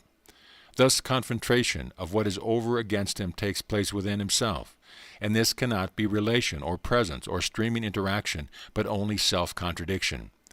The man may seek to explain it as a relation, perhaps as a religious relation, in order to wrench himself from the horror of the inner double-ganger, but he is bound to discover again and again the deception in the explanation. Here is the verge of life, flight of an unfulfilled life to the senseless semblance of fulfillment, and its groping in a maze and losing itself ever more profoundly. At times the man, shuddering at the alienation between the I and the world, comes to reflect that something is to be done. As when in the grave night hour you lie, racked by waking dreams, bulwarks have fallen away and the abyss is screaming, and note amid your torment there is still life. If only I got through to it, but how? How? So is this man in the hours of reflection, shuddering and aimlessly considering this and that, and perhaps away in the unloved knowledge of the depth within him. He really knows the direction of reversal, leading through sacrifice, but he spurns this knowledge. Mysticism cannot resist the sun of electric light. He calls thought, in which he rightly has great confidence, to his aid. It shall make good everything for him again. It is, in truth, the high art of thought to paint a reliable picture of the world that is even worthy of belief. So this man says to this thought, "You see this thing stretched out here with the cruel eyes. Was it not my playfellow once? You know how it laughed at me, then with these very eyes, and they had good in them then. And you see my wretched eye. I will confess to you, it is empty, and whatever I do in myself, as a result of experiencing and using, does not fathom its emptiness. Will you make it up between me and it, so that it leaves off and I recover?" And thought, ready with its service and its art, paints with its well-known speed two rows of pictures, on the right wall and on the left. On the one there is, or rather there takes place, for the world pictures of thought are reliable cinematography, the universe. The tiny earth plunges from the whirling stars, tiny man from the teeming earth, and now history bears him further through the ages. To rebuild persistently, the ant-hill of the cultures with history crushes underfoot. Beneath the row of pictures is written, one and all. On the other wall there takes place the soul. A spinner is spinning the orbits of all stars and the life of all creation and the history of the universe. Everything is woven on one thread, and is no longer called stars and creation and universe, but sensations and imagings, or even experiences and conditions of the soul. And beneath the row of pictures is written, one and all. Thenceforth, if ever the man shudders at the alienation, and the world strikes terror in his heart, he looks up, to the right or left, just as it may chance, and sees a picture. There he sees that the eye is embedded in the world, and that there is really no eye at all, so the world can do nothing to the eye, and he is put at ease. Or he sees that the world is embedded in the eye, and that there is really no world at all, so the world can do nothing to the eye, and he is put at ease. Another time, if the man shudders at the alienation, and the eye strikes terror in his heart, he looks up and sees a picture. Which picture he sees does not matter. The empty eye is stuffed full with the world, or the stream of the world flows over it, and he is put at ease. But a moment comes, and it is near, when the shuddering man looks up and sees both pictures in the flash together, and a deeper shudder seizes him. End of Part 2. I and Thou, Part 3. The extended lines of relations meet the eternal Thou. Every particular Thou is a glimpse through the eternal Thou. By means of every particular Thou, the primary word addresses the eternal Thou. Through this mediation of the Thou of all things fulfillment and non-fulfillment, of relation comes to them. The inborn Thou is realized in each relation and consummated in none. It is consummated only in the direct relation with the Thou, that by its nature cannot become it. Men have addressed their eternal Thou with many names. In singing of him who is thus named, I always had the Thou in mind. The first myths were hymns of praise. Then the names took refuge in language of it. Men were more and more strongly moved to think of and to address their eternal Thou as an it. But all God's names are hallowed, for in them he is not merely spoken of, but also spoken to. Men wish to reject the word God as a legitimate usage, because it is so misused. It is indeed the most heavily laden of all the words used by men. For that very reason, it is the most imperishable and the most indispensable. What does all mistaken talk about God's being and works, though there has been and can be no other talk about these, matter in comparison with the one truth that all men who have addressed God had God himself in mind? For he who speaks the word God and really has Thou in mind, whatever the illusion by which is held, addresses the true Thou of his life, which cannot be limited by another Thou, and to which he stands in a relation that gathers up and includes all others. But when he too, who abhors the name, and believes himself to be godless, gives his whole being to addressing the Thou of his life, as a Thou that cannot be limited by another, he addresses God. If we go on our way and meet a man who has advanced towards us, and has also gone on his way, we know only our part of the way, not his. His we are experiencing only in the meeting. Of the complete relational event we know, with the knowledge of life lived, our going out to the relation, our part of the way. The other part only comes upon us, we do not know it. It comes upon us in the meeting. But we strain ourselves on it if we speak of it as though it were something beyond the meeting. We have to be concerned, to be troubled, not about the other side, but about our own side, not about grace, but about will. Grace concerns us insofar as we go out to it and persist in its presence, but it is not our object. What we know of the way from the life that we have lived, from our life, is not a waiting or a being open. The thou confronts me, but I step into direct relation with it. Hence the relation means being chosen and choosing, suffering and action one, just as any action of the whole being, which means a suspension of all partial actions, and consequently of all sensations of actions grounded only in their particular imitations, is bound to resemble suffering. This is the activity of the man who has become a whole being, an activity that has been termed doing nothing. Nothing separate or partial stirs in the man any more, thus he makes no intervention in the world. It is the whole man, enclosed and at rest in his wholeness, that is effective. He has become an effective whole. To have won stability in this state is to be able to go out to the supreme meeting. To this end, the world of sense does not need to be laid aside as though it were illusory. There is no illusory world. There is only the world, which appears to us as twofold, in accordance with our twofold attitude. Only the barrier of separation has to be destroyed. Further, no going beyond sense experience is necessary. For every experience, even the most spiritual, could yield us only an it. Nor is any recourse necessary to a world of ideas and values, for they cannot become presentness for us. None of these things is necessary. Can it be said what really is necessary? Not in the sense of percept. For everything that has ever been devised and contrived in the time of the human spirit as precept, alleged preparation, practice, or meditation, has nothing to do with the primal, simple fact of the meeting. Whatever the advantage in knowledge or the wielding of power for which we have to thank this or that practice, none of this affects the meeting of which we are speaking. It all has its place in the world of it, and does not lead one step, does not take the step out of it. Going out to the relation cannot be taught in the sense of precepts being given. It can only be indicated by the drawing of a circle, which excludes everything that is not this going out. Then the one thing that matters is visible, full acceptance of the present. To be sure, this acceptance presupposes that the further a man has wandered into separated being, the more difficult is the venture, and the more elemental the reversal. This does not mean a giving up of, say, the I, as mystical writings usually suppose. The I is as indispensable to this, the supreme, as to every relation. Since relation is only possible between I and thou, it is not the I, then that is given up, but the false, self-asserting instinct that makes a man flee to the possessing of things before the unreliable, perilous world of relation, which is neither density nor duration and cannot be surveyed. Every real relation with a being or life in the world is exclusive. Its thou is freed, steps forth, is single, and confronts you. It fills the heavens. This does not mean that nothing else exists, but all else lives in its light.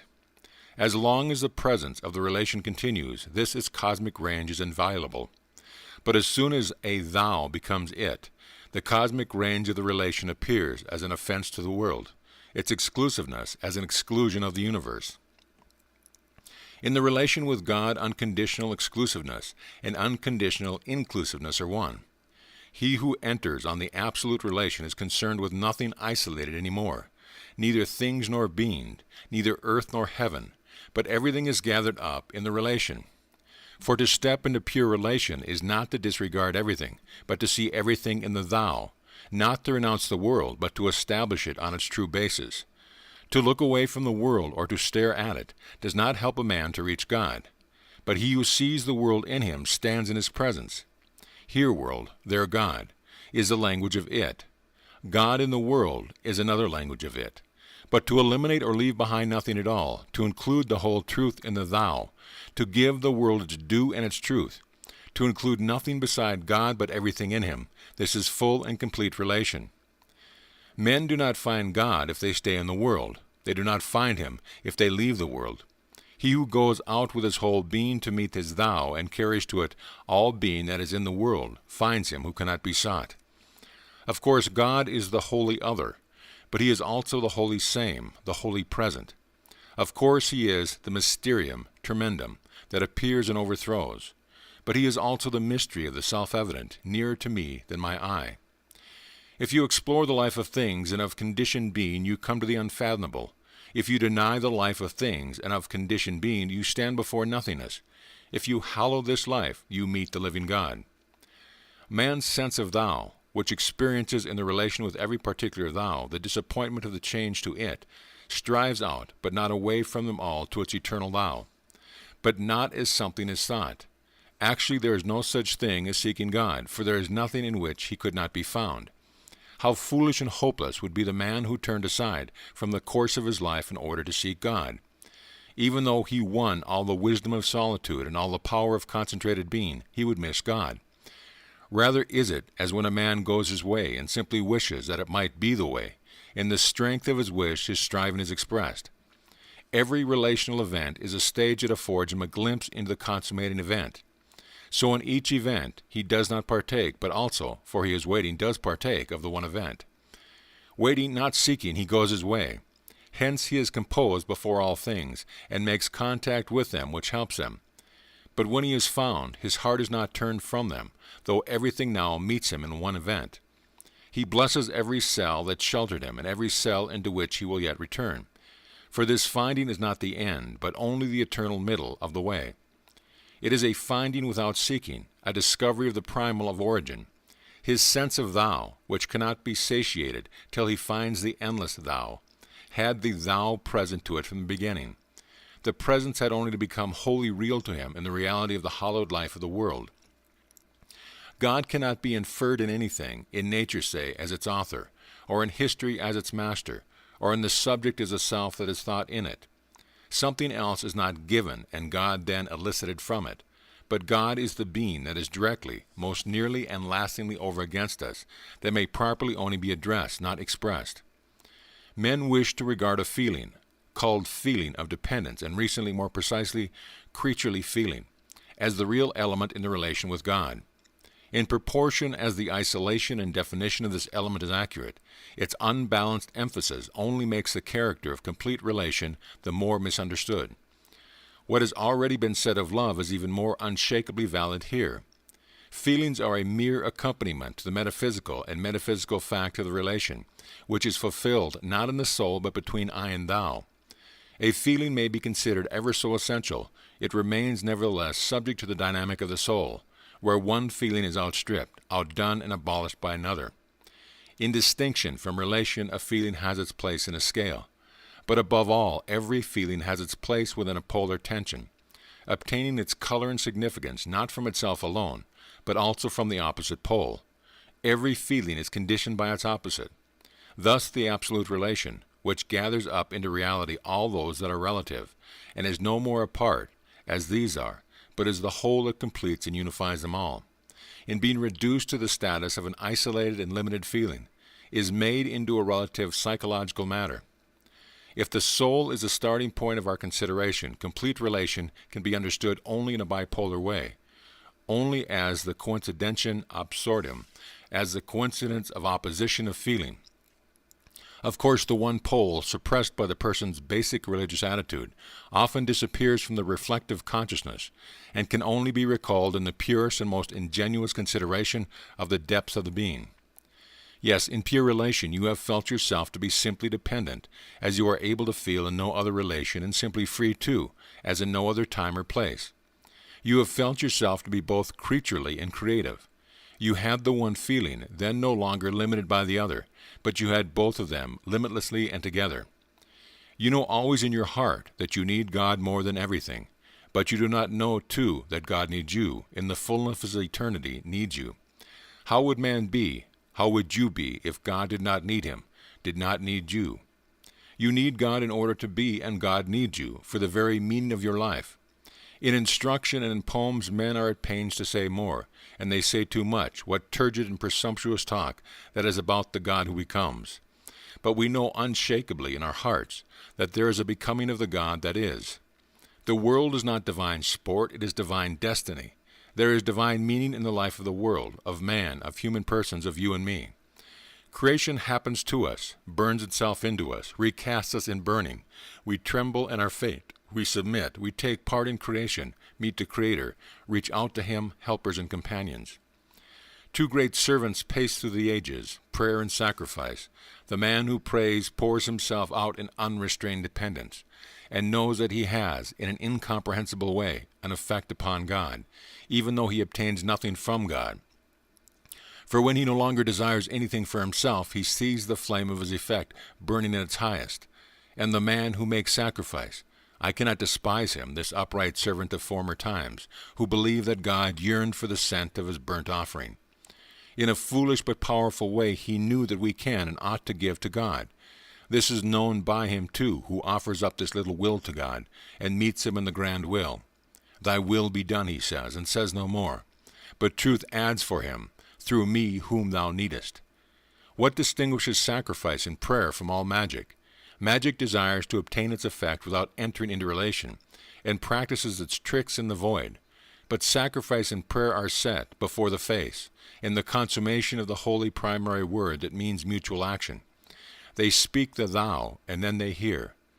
To wish to understand pure relation as dependence is to wish to empty one of the bearers of the relation, and hence the relation itself of reality. The same thing happens if we begin from the opposite side and look on absorption, or entering into the self, whether by means of the self's deliverance from all being that is conditioned by I, or by its being understood as the one thinking essence, as the essential element in the religious act. But the first way of looking on the act, it is imagined that God enters a being that is freed from I, or that this being is merged in God. By the second, that the being takes its stand directly in itself as though it were in the Divine One. That is, by the first way, in a supreme moment, the saying of the thou that ceases. For there is no more twofold being, and by the second the saying of the thou does not in truth exist at all. For there is in truth no twofold being. The first way believes in the unification, the second in the identification of the human with the divine. Both assert a stake that is beyond I and thou, the first as an ecstasy, one that becomes, the second as in the self-observation of the thinking subject, one that is and that reveals itself. Both abolish relation, the first as it were dynamically, through the swallowing up of the I by the thou, which is, however, no longer thou, but that which alone is, and the second as it were statically through the self-recognition of the I, which has been freed and has been the self, as that which alone is. If the doctrine of dependence considers the I that bears the span of pure relation in the world to be so weak and empty that its ability to bear it is no longer credible, the one doctrine of absorption causes the span of relation to disappear at its consummation, the other treats it as a delusion to be overcome. The doctrines of absorption appeal to the great sayings of identification, the one above all to the Johannine, I and the Father are one, the other to the teaching of Sandilia, the all-embracing, this is myself in my very heart. The way these sayings lead are opposed to one another. The first arises after a subterranean course in the life of a person of mythical proportion, and advances to a doctrine. A second emerges in a doctrine, and only then leads to the mythical life of a person. The character of the saying is transformed along these lines. The Christ of the Johannine tradition, the Word that once became flesh, leads to the Christ of Eckhart, perpetually begotten by God in the human soul. The coronation formula for the self in the Upanishad, this is the real, the self, and thou art the self, leads in a much shorter space to the Buddhistic formula of dethronement. It is not possible to lay hold of a self and a self appertaining in truth and in reality. The beginning and end of each way depends separate consideration. That the appeal to the Ivupu cannot be substantiated because clear to all who read impartiality, section by section, the Gospel according to John. It is really the Gospel of pure relation. Here is a true verse than the familiar mystical verse. I am thou, and thou art I. The Father and the Son, like in being, we may even say God and man, like in being, are the indissolubly real pair, the two bearers of the primal relation, which from God to man is termed mission and command, from man to God looking and hearing, and between both is termed knowledge and love.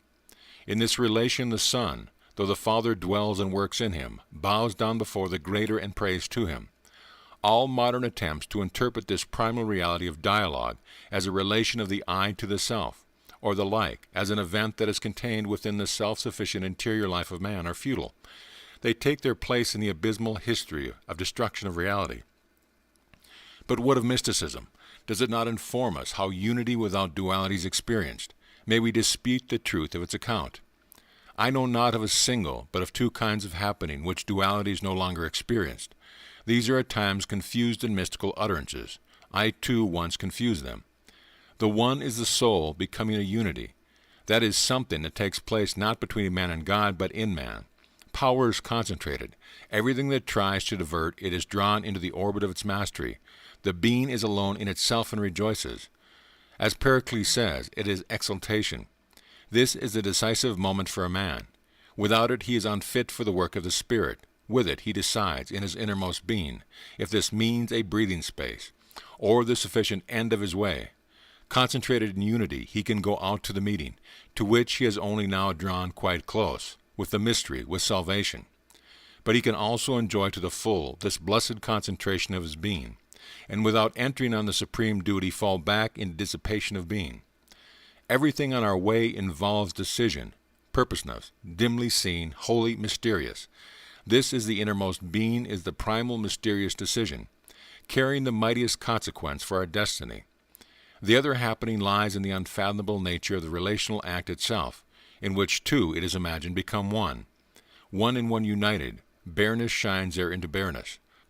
I and thou are absorbed, humanity, which just before confronted the Godhead, is merged in it, glorification, deification, and singleness of being have appeared.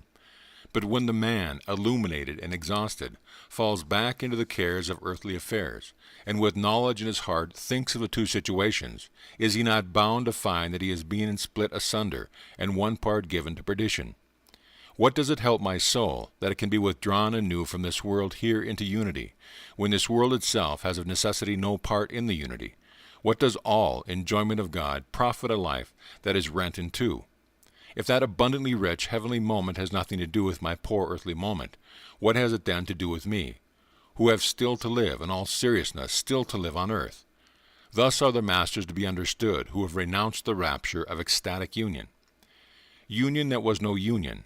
As illustration I take the men whose the passion of the engrossing eros are so enraptured by the miracle of the embrace, that their knowledge of I and thou perishes in the feeling of a unity that does not and cannot exist.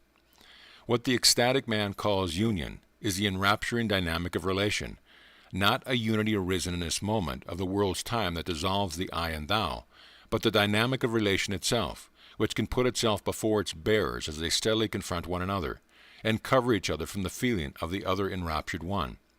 Here then, on the brink, the relational act goes beyond itself. The relational itself in its vital unity is felt so forcibly that its parts seem to fade before it, and in the force of its life, the I and thou, between which it is established, are forgotten. Here is one of the phenomena on the brink to which reality extends, and at which it grows dim. But the central reality of the everyday hour on earth, with a streak of sun on a maple twig, and a glimpse of the eternal thou, is greater for us than all enigmatic webs on the brink of being. This will, however, be opposed by the claim of the other doctrine of absorption, that universal being and self-being are the same, and that therefore no saint of the thou is able to yield final reality. This claim is answered by the doctrine itself. One of the Upanishads tells how Indra, the prince of the gods, comes to Prajapati, the creative spirit, in order to learn how the self is formed and recognized. For 100 years he is a pupil, is twice dismissed with insufficient information, till finally the right information is given him. If a man, sunk in deep sleep, rests dreamlessly, this is the self, the immortal, the assured, the universal being. Indra departs, but soon a thought surprises him. He turns back and asks, in such a condition, O exalted one, a man does not know of his self that this is I, and that these are beings. He is gone to annihilation. I see nothing propitious here. That, replies Prajapati, is indeed so. In so far as the doctrine contains an affirmation about true being, however the matter stands with its content of truth, which cannot be ascertained in this life, it has nothing in common with one thing, which lived reality, for it is bound to reduce this to the world of appearances. Insofar, too, as the doctrine contains guidance for absorption in true being, it leads not to lived reality, but to annihilation, where no consciousness reigns, and whence no memory leads. The man who has emerged from this annihilation may still purpose, as representing his experience, the limiting words, absence of duality. He does not dare to call it unity. But we, with Holy One, wish to foster the holy good of our reality, that is gifted to us for this and perhaps for no other life that is nearer truth. In lived reality there is no unity of being. Reality exists only in effective action, its power and depth of effective action. Inner reality, too, exists only if there is a mutual action. The most powerful and the deepest reality exists where everything enters into the effect of action. Without reserve, the whole man and God, the all-embracing, the united I and the boundless Thou. The united I, for in lived reality there is, as I have already said, the becoming one of the soul, the concentration of power, the decisive moment for a man. But this does not involve, like that absorption, disregard of the real person. Absorption wishes to preserve only the pure, the real, the lasting, and to cast away everything else. But in this concentration the instinctiveness is not thought too impure. The sensuous is not thought too remote from its course. What is concerned with emotion is not thought too fleeting. Everything must be gathered into the orbit of its mastery.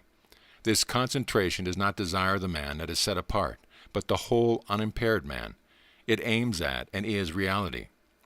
The doctrine of absorption demands and promises refuge in the one thinking essence, that which its world is thought, refuge in pure spirit. But in lived reality there is not something thinking without something thought. Rather is the thinking no less dependent on the thing thought than the latter on the former. A subject depraved of its object is depraved of its reality. Something thinking in itself alone exists in thought, first as its product and object, as a limiting idea without an imaginable subject, secondly by anticipation in definition of death, which can be replaced by its likeness of the deep sleep, which is just as impenetrable, and lastly in the affirmation of the doctrine concerning the condition of absorption, resembling deep sleep, which is by nature without consciousness and memory. These are the loftiest peaks of the language of it. The sublime strength of their disregard must be respected, and in the very glance of respect recognized as what is, at most to be experienced, but not to be lived. The Buddha, the fulfilled, and the fulfiller makes no affirmation on this point. He refuses to assert that unity exists, or that it does not exist, that he who has passed all the tests of absorption exists after death, in unity, or that he does not exist in unity. This refusal, this noble silence, is explained in two ways. One theoretical, because fulfillment is beyond the categories of thought and expression, and two practical, because disclosure of the existence of fulfillment does not establish a true life of salvation. Combination of the two explanations indicates the truth that he who treats what is as an object of assertion pulls it into two divisions, into the antithetics of the world of it, where there is no life of salvation. If, O monk, the opinion dominates that soul and body are one in being, there is no life of salvation. If, O monk, the opinion dominates that the soul is one and the body another, then there is no life of salvation. In the mystery that is observed, as in the reality that is lived, it is thus, and it is not thus. Being and non-being do not reign, but, thus and otherwise, being and non-being at once, the unfathomable, this reigns. The primal condition of salvation is undivided confrontation of the undivided mystery. It is certain that the Buddha is one of those who have known this. Like all true teachers, he does not wish to impart an opinion, but to teach the way. He denies only one assertion, that of the fools who say there is no action, no deed, no power, and says, men can walk in the way. He ventures only one assertion, which is decisive. There is, O monk, an unborn, neither become created nor formed. If there were not this, there would be no goal. There is this, the way has a goal. Loyal to the truth of our meeting, we can follow the Buddha as far as this, but a step further would be disloyalty to the reality of our life.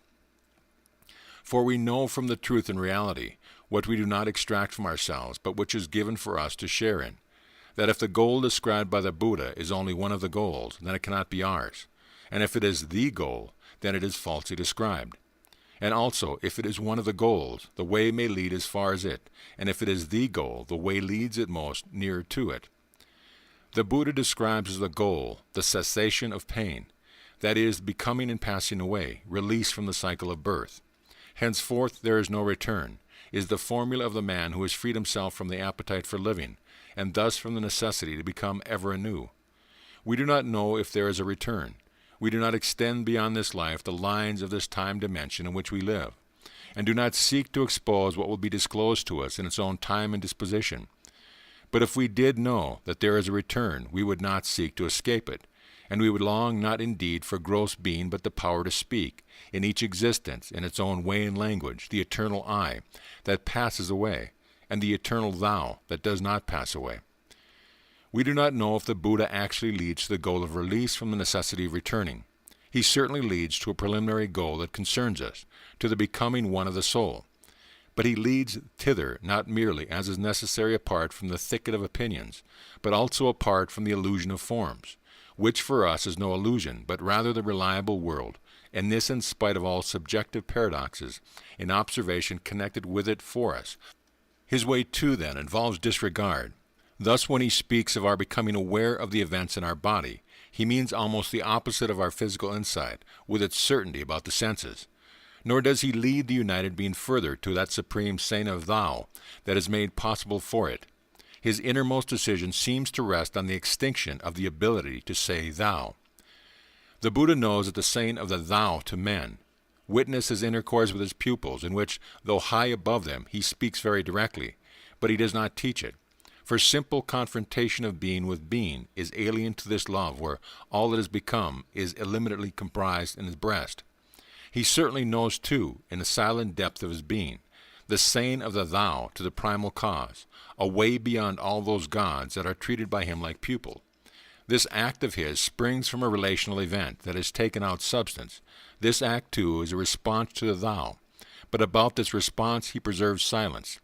His succession among the people, however, that great vehicle, has contradicted him magnificently. It has addressed the eternal human thou under the name of Buddha himself, and it awaits as the Buddha that is to come, the last of the age, him by whom love is to be fulfilled. All doctrine of absorption is based on the colossal illusion of the human spirit that is bent back on itself, that spirit exists in man. Actually, spirit exists with man as a starting point, between man and that which is not man. In renouncing this, its meaning is relation. The spirit that is bent back on itself is compelled to drag into man that which is not man. It is compelled to make the world and God into functions of the soul. This is the spirit's illusion about the soul. Friend, says the Buddha, I proclaim that in this my fathom-high ecstatics body, affected with sensation, there dwells the world and the beginning of the world, and the extinction of the world, and the way that leads to the extinction of the world. That is true, but in the last resort it is no longer true. Certainly the word dwells in me as an image, just as I dwell in it as a thing. But it is not for the reason in me, just as I am not in it. The world and I are mutually included, the one in the other. This contradiction in thought, inherent in the situation of it, is resolved in the situation of thou, which sets me free from the world in order to bind me up in solidarity of connection with it. I bear within me the sense of self that cannot be included in the world. The world bears within itself the sense of being that cannot be included in the image. This sense of being, however, is not a will that can be thought, but simply the total status of the world as world, just as the sense of self is not a knowing subject, but simply the total status of the I as I. Here no further reduction is possible. He who does not honor the last unifies frustrates their apprehensibility, but not comprehensible sense. The beginning and the extinction of the world are not in me, but they are also not outside me.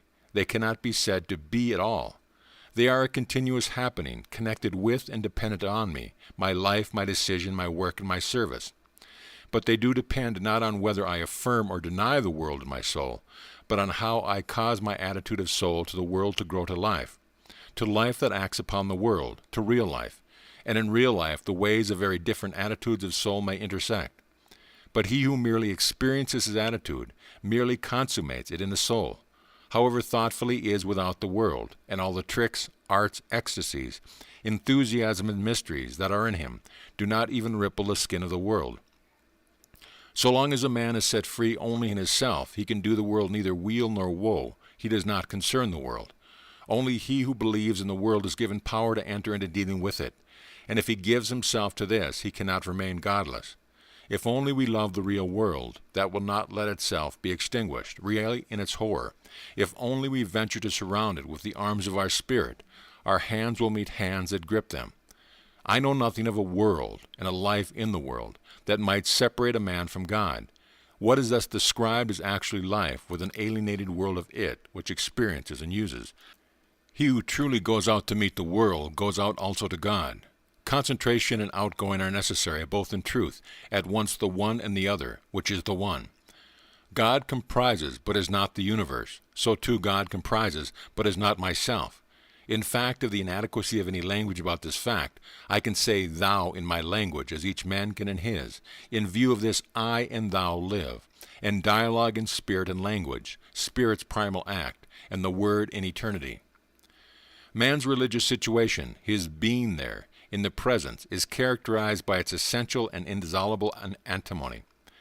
The nature of its being determines that his antimony is indissoluble. He who accepts the thesis and rejects the antithesis does injury to the significance of the situation. He who tries to think out of a synthesis destroys the significance of the situation. He who strives to make the antimony into a relative matter abolishes the significance of the situation. He who wishes to carry through the conflict of the antimony other than with his life transgresses the significance of the situation. The significance of the situation is that it is lived, and nothing but lived, continually, ever anew, without foresight, without forethought, without prescription in the totality of its antimony. Comparison of the religious with the philosophical antimony will make this clear. Kant may make the philosophical conflict between necessity and freedom into a relative matter by assigning the former to the world of appearances and the latter to the world of being, so that in their two settings they are no longer really opposed, but rather reconciled, just as the words for it, they are valid, are reconciled. But if I consider necessity and freedom not in worlds of thought, but in the reality of my standing before God, if I know that I am given over for disposal, and know at the same time it depends on myself, then I cannot try to escape the paradox that has to be lived by assigning the irreconcilable proposition of two separate realms of validity. Nor can I be helped to an ideal reconciliation by any theological device. But I am compelled to take both to myself, to be lived together, and in being lived they are one. An animal's eye have the power to speak a great language, independently, without needing cooperation of sounds and gestures. Most forcibly, when they rely wholly on their glance, the eyes express the mystery in its natural prison, the anxiety of becoming. This condition of the mystery is known only by the animal. It alone can disclose it to us, and this condition only lets itself be disclosed, not fully revealed. The language in which it is uttered, in which it says anxiety, the movement of the creature between the realms of vegetable security and spiritual venture. This language is a stammering of nature at the first touch of spirit, before it yields to spirit's cosmic venture that we call man. But no speech will ever repeat what that stammering knows and can proclaim. Sometimes I look into a cat's eye. The domesticated animal has not, as it were, received from us, as we sometimes imagine, the gift of the truly speaking glance, but only at the price of its primitive disinterestedness, the capacity to turn its glance to us, prodigious being. But with this capacity there enters the glance, in its dawn and continuing in its rising, a quality of amazement and of inquiry that is wholly lacking in the original glance with all its anxiety. The beginning of this cat's glance, lighting up under the touch of my glance, indisputably questioned me. Is it possible that you think of me? Do you really not just want to have fun? Do I concern you? Do I exist in your sight? Do I really exist? What is it that comes from you? What is it that surrounds me? What is it that comes to me? What is it? I is here a transcription for a word that we do not have, denoting self without the ego, and by it is to be imagined the streaming human glance and the total reality of its power to enter into relation. The animal's glance, speech of disquietude, rose in its greatness and said at once, my own glance was certainly more lasting, but it was no longer the streaming human glance. The rotation of the world which introduced the relational event had been followed almost immediately by the other which ended it. The world of it surrounded the animal and myself. For a space of glance the world of thou had shone out from the depths, to be at once extinguished and put back into the world of it. I relate these teeny episodes, which I have experienced several times, for the sake of the speech of this almost unnoticeable sunrise and sunset of the spirit. In no other speech have I known so profoundly the fleeting nature of actuality in all its relations with being, the exalted melancholy of our fate, the change, heavy with destiny, of every isolated thou into an it. For other events possessed between morning and evening their day, even though it might be brief, but here morning and evening flowed piteously, mingled together. The bright thou appeared and was gone. Had the burden of the word of it really been removed for the space of a glance from an animal and from myself, I myself could continue to think about the matter, but the animal had sunk back out of the stammer of its glance into the disquietude where there is no speech and almost no memory. How powerful is the unbroken world of it, and how delicate are the appearances of the thou. So much can never break through the crust of the condition of things. O fragrant of mica, looking on which I once learned for the first time, that I is not something in me. With you I was nevertheless only bound up in myself. At that time the event took place only in me, not between me and you. But when one is alive, rises out of things, and becomes a being in relation to me, joined to me by its nearness and its speech, for how inevitably short a time is it nothing to me but thou? It is not the relation that necessarily grows feeble, but the actuality of its immediacy. Love itself cannot persist in the immediacy of relation. Love endures, but in the interchange of actual and potential being. Every thou in the world is enjoyable by its nature to becoming a thing for us, or at all events to re-enter continually the condition of things. Only in one all-embracing relation is potential still actual being. Only one thou never ceases by its nature to be thou for us. He who knows God knows also very well remoteness from God, and the anguish of barrenness in the tormented heart. But he does not know the absence of God. It is we only who are not always there. The lover in the Vita Nuova rightly and properly says for the most part, Ella, and only at times, voi. The spectator of the Paradiso, when he says colio, speaks from poetic necessity and knows it. If God is addressed as he or it is always allegorically. But if we say thou to him, then mortal sense has set the unbroken truth of the world into a word. Every real relation in the world is exclusive. The other breaks in on it and avenges its exclusion. Only in the relation with God are unconditioned exclusiveness and unconditioned inclusiveness one and the same, in which the whole universe is implied. Every real relation in the world rests on individuation. This is its joy, for only in this way is mutual knowledge of different being one, and its limitation, for in this way perfect knowledge and being known are forgone. But in the perfect relation my thou comprehends, but is not myself. My limited knowledge opens out into a state into which I am boundlessly known. Every real relation in the world is consummated in the interchange of actual and potential being. Every isolated thou is bound to enter the chrysalis state of the I in order to take wings anew. But in pure relation, potential being is simply actual being as it draws breath, and in it the thou remains present. By its nature, the eternal thou is eternally thou. Only our nature compels us to draw it into the world and the talk of it. The world of it is set in the context of space and time. The world of thou is not set in the context of either of these. Its context is in the center, where the extended lines of relations meet, in the eternal thou. In the great privilege of pure relation, the privileges of the word of it are abolished. By virtue of this privilege, there exists the unbroken world of thou. The isolated moments of relations are bound up in a life of world solidarity. By virtue of this privilege, formative power belongs to the world of thou. Spirit can penetrate and transform the world of it. By virtue of this privilege, we are not given up to alienation from the world and the loss of reality by the I, to domination by the ghostly. Reversal is the recognition of the center and the act of turning again to it. In this act of the being, the buried relational power of man rises again. The wave that carries all the spheres of relation dwells in living streams to give new life to our world. Perhaps not to our world alone, for this double movement, or estrangement from the primal source, is virtue of which the universe is sustained in the process of becoming, and of turning towards the primal source, in virtue of which the universe is released in being, may be perceived as the metacosmical primal force that dwells in the world as a whole in its relation to that which is not the world.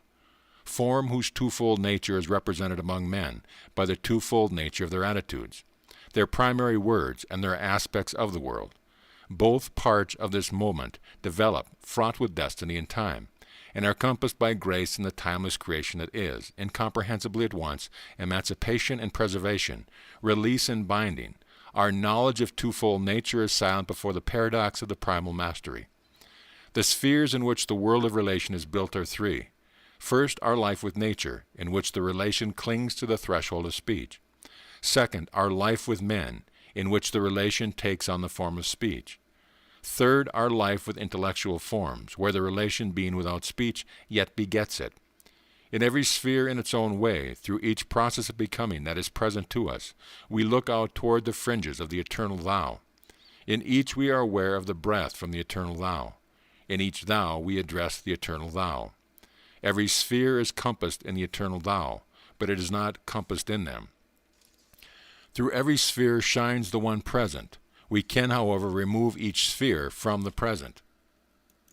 From our life with nature, we can lift out of the physical world, the world of consistency, from our life with men, the cyclical world, the world of sensibility, and from our life with spiritual beings, the noetic world, the world of validity.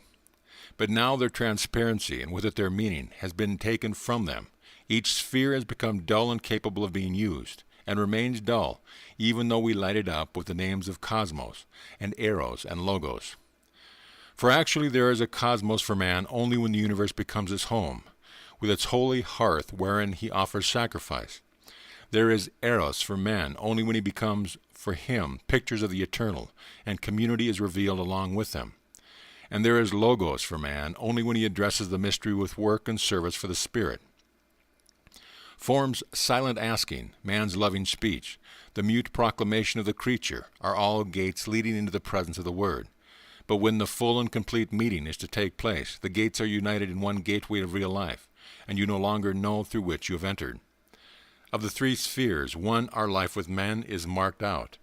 Here language is consummated as a sequence, in speech and counterspeech. Here alone does the word that is formed in language meet its response. Only here does the primary word go backwards and forwards in the same form. The word of address and the word of response live in the one language. I and thou take their stand not merely in relation, but also in the solid give and take of talk. The moments of relation are here and only here, bound together by means of the element of speech, in which they are immersed. Here what confronts us has blossomed into the full reality of the thou. Here alone, then, as reality that cannot be lost, are gazing and being gazed upon, knowing and being known, loving and being loved. This is the main portal, into whose opening the two side gates lead, into which they are included. When a man is together with his wife, the longing of the eternal hill blows around about them. The relation with man is the real simile of the relation with God. In its true address receives true response, except that in God's response everything, the universe, is made manifest as language. But is not solitude too a gate? Is there not at times disclosed and stillest loneliness, an unsuspected perception? Can concern with oneself not mysteriously be transformed into concern with the mystery? Indeed, is not the man alone who no longer adheres to any being worthy to confront the being? Come, lonely one, to him who is alone, cries Simeon, the new theologian, to his God. There are two kinds of solitude according to the from which they have turned.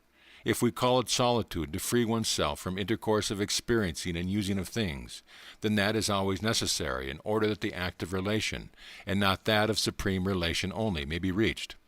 But if solitude means absence of relation, then he who has been forsaken by the being to which he spoke the true thou will be raised up by God, but not he who himself forsook the being.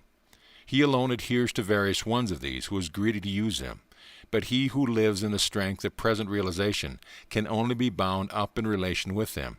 And he alone who so bound is ready for God, for he alone confronts the reality of God with a human reality. Further, there are two kinds of solitude, according to that towards which they have turned. If solitude is the place of purification, necessary even to the man who is bound in relation, both before he enters the Holy of Holies, and in the midst of his ventures between unavoidable failing and the assent to proving true to his solitude, we are by nature disposed. But if solitude is the stronghold of isolation, where a man conducts a dialogue with himself, not in order to test and master himself for that which awaits him, but in enjoyment of the confrontation of his soul, then we have the real fall of the spirit into spirituality. The man can advance to the last abyss, where in his self-delusion he imagines he is God in himself, and is speaking with him. But truly, though God surrounds us and dwells in us, we never have him in us, and we speak with him only when speech dies within us. A modern philosopher supposes that every man necessarily believes either in God or in idols, that is, in some sort of finite good, his nation, his art, power, knowledge, the amassing of money, the ever-new subjugation of women, which has become for him an absolute value, and has set itself up between him and God. It is only necessary to demonstrate to him the conditioned nature of this good in order to shatter the idol, and the diverted religious act will automatically return to the fitting object. This conception presupposes that man's relation to the finite goods he has idolized is of the same nature as his relation to God, and differs only in its object. For only with this presupposition could the mere substitution of the true for the false object save the erring man. But the man's relation to the special something that usurps the throne of the supreme value of his life and supplants eternity rests always on experiencing and using an it, a thing, an object of enjoyment. For this relation alone is able to obstruct the prospect which opens toward God. It is the impenetrable world of it, but the relation which involves the saying of the thou opens up this prospect ever anew. He who is dominated by the idol that he wishes to win, to hold, and to keep, possessed by a desire for possession, has no way to God but that of reversal, which is a change not only of goal but also of nature of his movement. The man who is possessed is saved by being wakened and educated to the solidarity of relation, not by being led in his state of possession towards God. If a man remains in this state, what does it mean when he calls no longer on the name of a demon or of any being demonically distorted for him, but on the name of God? It means that from now on he blasphemes. It is blasphemy when a man wishes, after the idol has crashed behind the altar, to pile up an unholy sacrifice to God on a desecrated place. He who loves a woman and brings her life to present realization in his is able to look in the thou of her eyes into a beam of the eternal thou. But he who eagerly desires ever new subjugation, do you wish to hold out his desire a phantom of the eternal? He who serves his people in the boundlessness of destiny and is willing to give himself to them is really thinking of God. But do you suppose that the man to whom the nation is a god, in whose service he would like to enlist everything, for in the nation he exalts his own image, need only be given a feeling of disgust, and he would see the truth? And what does it mean that a man is said to treat money, embodied non-being, as if it were God? What was the lust of grabbing and of laying up treasure in common with the joy in the present of the present one? Can the servant of Mammon say thou to his money? And how is he to behave towards God when he does not understand how to say thou? He cannot serve two masters, not even one after the other. He must first learn to serve in a different way. He who has been converted by the substitution of object now holds a phantom that he calls God. But God, the eternal presence, does not permit himself to be held. Woe to the man so possessed that he thinks he possesses God. The religious man is spoken of as one who does not need to take his stand in any relation to the world and to living beings, since the status of social life that is defined from outside is in him suppressed by means of a strength that works only from within. But in this idea of the social life, two basically different things are combined. First, the community that is built up out of relation, and second, the collection of human units that do not know relation, modern man's palpable condition of lack of relation. But the bright building of community, to which there is an escape even from the dungeon of social life, is the achievement of the same power that works in a relation between man and God. This does not mean that this one relation is set beside the others, for it is the universal relation into which all streams pour, yet without exhausting their waters. Who wishes to make division and define boundaries between sea and streams? There we find only the one flow from I to thou, unending, the one boundless flow of the real life. Life cannot be divided between a real relation with God and an unreal relation of I and it with the world. You cannot both truly pray to God and profit from the world. He who knows the world is something by which he is to profit knows God also in the same way. His prayer is a procedure of exoneration heard by the ear of the void. He, not the atheist who addresses the nameless out of the night and yearning of his garret window, is the godless man. It is further said that the religious man stands as a single, isolated, separated being before God, since he has also gone beyond the status of the moral man, who is still involved in duty and obligation to the world. The latter, it is said, is still burdened with responsibility for the action of those who act, since he is wholly defined by the tension between being and ought to be, and in grotesque and hopeless sacrificial courage casts his heart piece by piece into the insatiable gulf that lies between them. The religious man, on the other hand, is emerged from that tension into the tension between the world and God. There is a common reign that the unrest of responsibility and of demands of oneself be removed. There is no willing of one's own, but only the being joined into what is ordained. Every ought vanishes in unconditioned being, and the world, though still existing, no longer counts. For in it the religious man is to perform his particular duties, but as it were without obligation, beneath the aspect of the nothingness of all action. But that is to suppose that God has created his world as an illusion, and man for frenzied being. He who approaches the face has indeed surpassed duty and obligation, but not because he is now remote from the world, rather because he is truly drawn closer to it. Duty and obligation are rendered only to the stranger. We are drawn to and full of love for the intimate person. The world, lit by eternity, becomes fully present to him who approaches the face, and to the being of beings he can in a single response say thou. Then there is no more tension between the world and God, but only the one reality. The man is not freed from responsibility. He has exchanged the torment of the finite, pursuit of effects, for the motive power of the infinite. He has got the mighty responsibility of love for the whole untraceable world event, for the profound belonging to the world before the face of God. He has, to be sure, abolished moral judgments forever. The evil man is simply one who is commended to him for greater responsibility, one more needy of love, but he will have to practice till death itself. Decision in the depths of spontaneity, unruffled decision, made ever anew to right action. Then action is not empty, but purposeth enjoined, needed, part of creation. But this action is no longer imposed upon the world. It grows on it as if it were non-action. What is the eternal, primal phenomena, present here and now, of that which we term revelation? It is the phenomena that a man does not pass from the moment of the supreme meeting, the same being as he entered into it. The moment of meeting is not an experience that stirs in the receptive soul and grows to perfect blessedness. Rather, in that moment, something happens to the man. At times it is like a light breath, at times like a wrestling bout, but always it happens. The man who emerges from the act of pure relation that so involves his being has now in his being something more than has grown in him, of which he did not know before, and whose origin he is not rightly able to indicate. However, the source of this new thing is classified in scientific orientation of the world, with its authorized efforts to establish an unbroken causality. We, whose concern is real consideration of the real, cannot have our purpose served with subconsciousness or any other apparatus of the soul. The reality is that we receive what we did not hitherto have, and receive it in such a way that we know it has been given to us. In the language of the Bible, those who wait upon the Lord shall renew their strength. In the language of Nietzsche, who in his account remains loyal to reality, we take and do not ask who it is there that gives. Man receives, and he receives not a specific content, but a presence. A presence is power. This presence and this power include three things, undivided, yet in such a way that we may consider them separately. First, there is the whole fullness of real mutual action, of the being raised and bound up in relation.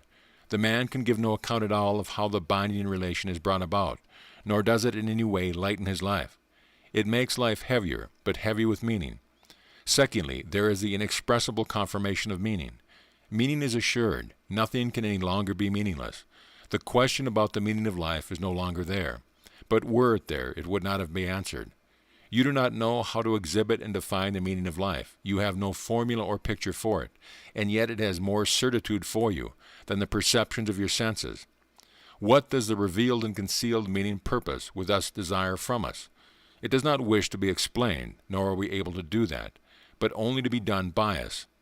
Thirdly, this meaning is not that of another life, but that of this life of ours, not one of the world yonder, but that of this world of ours, and it desires its confirmation in this life, and in relation with this world. This meaning can be received but not experienced. It cannot be experienced, but it can be done, and this is its purpose with us. The assurance I have of it does not wish to be sealed within me, but it wishes to be borne by me into the world. But just as the meaning itself does not permit itself to be transmitted and made into knowledge generally current and admissible, so confirmation of it cannot be transmitted as a valid ought. It is not prescribed, it is not specified on any tablet, to be raised above all men's head. The meaning that has been received can be proved true by each man only in the singleness of his being and the singleness of his life. As no prescription can lead us to the meeting, so none leads from it. As only acceptance of the presence is necessary for the approach to the meeting, so in a new sense is it, so that when we emerge from it, as we reach the meeting with the simple thou on our lips, so with the thou on our lips we leave it and return to the world. That before which, in which, out of which, and into which we live, even the mystery has remained what it was. It has become present to us, and in its presentness has proclaimed itself to us as salvation. We have known it, but we acquire no knowledge from it which might lessen or moderate its mysteriousness. We have come near to God, but not near to unveiling being or solving its riddle. We have felt release, but not discovered a solution. We cannot approach others with what we have received and say, "You must know this, you must do this." We can only go and confirm its truth, and this too is no ought, but we must. This is the eternal revelation that is present here and now. I know of no revelation and believe in none whose primal phenomena is not precisely this. I do not believe in the self-naming of God, a self-definition of God before men. The word of revelation is, I am that I am. That which reveals is that which reveals. That which is, and nothing more. The eternal source of strength streams. The eternal contacts persist. The eternal voice sounds forth and nothing more. The eternal thou can by its nature not become it, for by its nature it cannot be established in measure and bounds, not even in the measure of the immeasurable, or the bounds of boundless being. For by its nature it cannot be understood as a sum of qualities, not even as an infinite sum of qualities raised to a transcendental level. For it can be found neither in nor out of the world, for it cannot be experienced or thought. For we miss him who is, if we say, I believe that he is. He is also a metaphor, but thou is not. And yet, in accordance with our nature, we are continually making the eternal thou into it, into something, making God into a thing, not indeed out of arbitrary self-will. God's history is a thing, the passage of God is thing, through religion and through the products of its own brink, through its bright ways and its gloom, its enhancement and its destruction of life, the passage away from the living God and back again to him, the changes from the present to establishment of form, of objects and of ideas, disillusion and renewal, all are one way and are the way. What is the origin of the expressed knowledge and ordered action of the religions? How do the presence and the power of the revelation, for all religions necessarily appeal to some kind of revelation, whether through the medium of the spoken word or of nature or of the soul, there are only religious of revelation. How do the presence and the power received by men in revelation change into a content? The explanation has two layers. We understand the outer cyclical layer when we consider man in himself, separated from history, and the inner factual layer, the primal phenomena of religion, when we replace him in history. The two layers belong together. Man desires to possess God. He desires a continuity in space and time of possession of God. He is not content with the inexpressible confirmation of meaning, but wants to see this confirmation stretched out as something that can be continually taken up and handled, a continuum unbroken in space and time that ensures his life at every point and every moment. Man's thirst for continuity is unsatisfied by the life rhythm of pure relation, the interchange of actual being and of potential being in which only our power to enter into relation, and hence the presentness, but not the primal presence, decreases. He longs for extension in time, for duration. Thus God becomes an object of faith. At first faith, set in time, completes the acts of relation, but gradually it replaces them. Resting in belief in it takes the place of the continually renewed movement of the being towards concentration, and going out to the relation. The "nevertheless I believe" of the fighter who knows remoteness from as well as nearness to God is more and more completely transformed into the certainty of him who enjoys profits, that nothing can happen to him, since he believes that there is one who will not let anything happen to him. Further, man's thirst for continuity is unsatisfied by the life structure of pure relation, the solitude of the I before the thou, the law that man, though binding up the world in relation in the meeting, can nevertheless only as a person approach and meet God. He longs for extension in space, for the representation in which the community of the faithful is united with its God. Thus God becomes the object of a cult. The cult, too, completes at first the acts of relation, in adjusting in a spatial context of great formative power, the living prayer, the immediate saying of the thou, and in linking it with the life of the senses. It too gradually replaces the acts of relation, when the personal prayer is no longer supported, but displaced by the communal prayer, and when the act of the being, since it admits no rule, is replaced by ordered devotional exercises. Actually, however, pure relation can only be raised to constancy in space and time by being embodied in the whole stuff of life. It cannot be preserved, but only proved true, only done up into life. Man can do justice to the relation with God, in which he has come to share only if he realizes God anew in the world according to his strength and to the measure of each day. In this lies the only authentic assurance of continuity. The authentic assurance of duration consists in the fact that pure relation can be fulfilled in the growth and rise of beings into thou, that the holy primary word makes itself heard in them all. Thus the time of human life is shaped into a fullness of reality, and even though human life neither can nor ought to overcome the relation of it, it is so penetrated with relation that relation wins in it a shining streaming constancy. The moments of supreme meeting are then not flashes in darkness, but like the rising moon in a clear starlit night. Thus, too, the authentic assurance of constancy in space consists in the fact that men's relation with their true thou, the radical lines that proceed from all the points of the I to the center, form a circle. It is not the periphery, the community that comes first, but the radii, the common quality of relation with the center.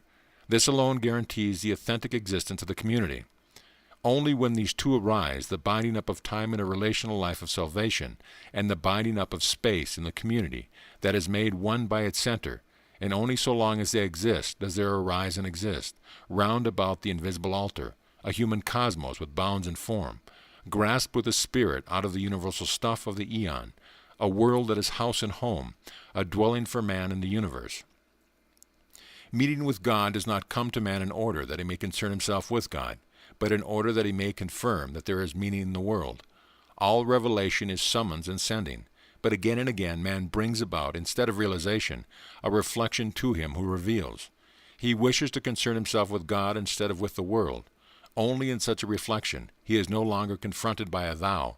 He can do nothing but establish an it God in the realm of things, believe that he knows of God as of an it, and so speaks about him. Just as a self-seeking man, instead of directly living something or other, a perception or an affection, reflects about his perceptive or reflective I, and thereby misses the truth of the event, so that the man who seeks God, though for the rest he gets only very well with the self-seeker in the one soul, instead of allowing the gift to work itself out, reflects about the giver, and misses both. God remains present to you when you have been sent forth. He who goes on a mission has always God before him. The truer the fulfillment, the stronger and more constant his nearness. To be sure, he cannot directly concern himself with God, but he can converse with him. Reflection, on the other hand, makes God into an object. Its apparent turning towards the primal source belongs in truth to the universal movement away from it, just as the apparent turning away of a man who is fulfilling his mission belongs in truth to the universal movement towards the primal source.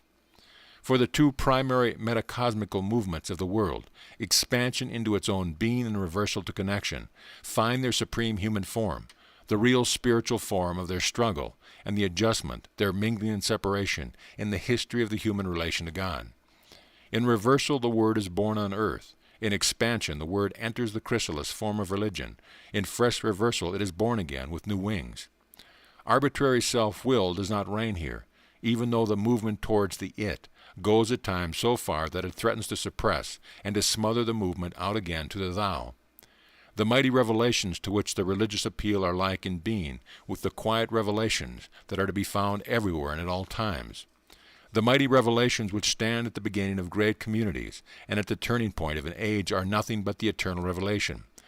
But the revelation does not pour itself into the world through him who receives it as through a funnel.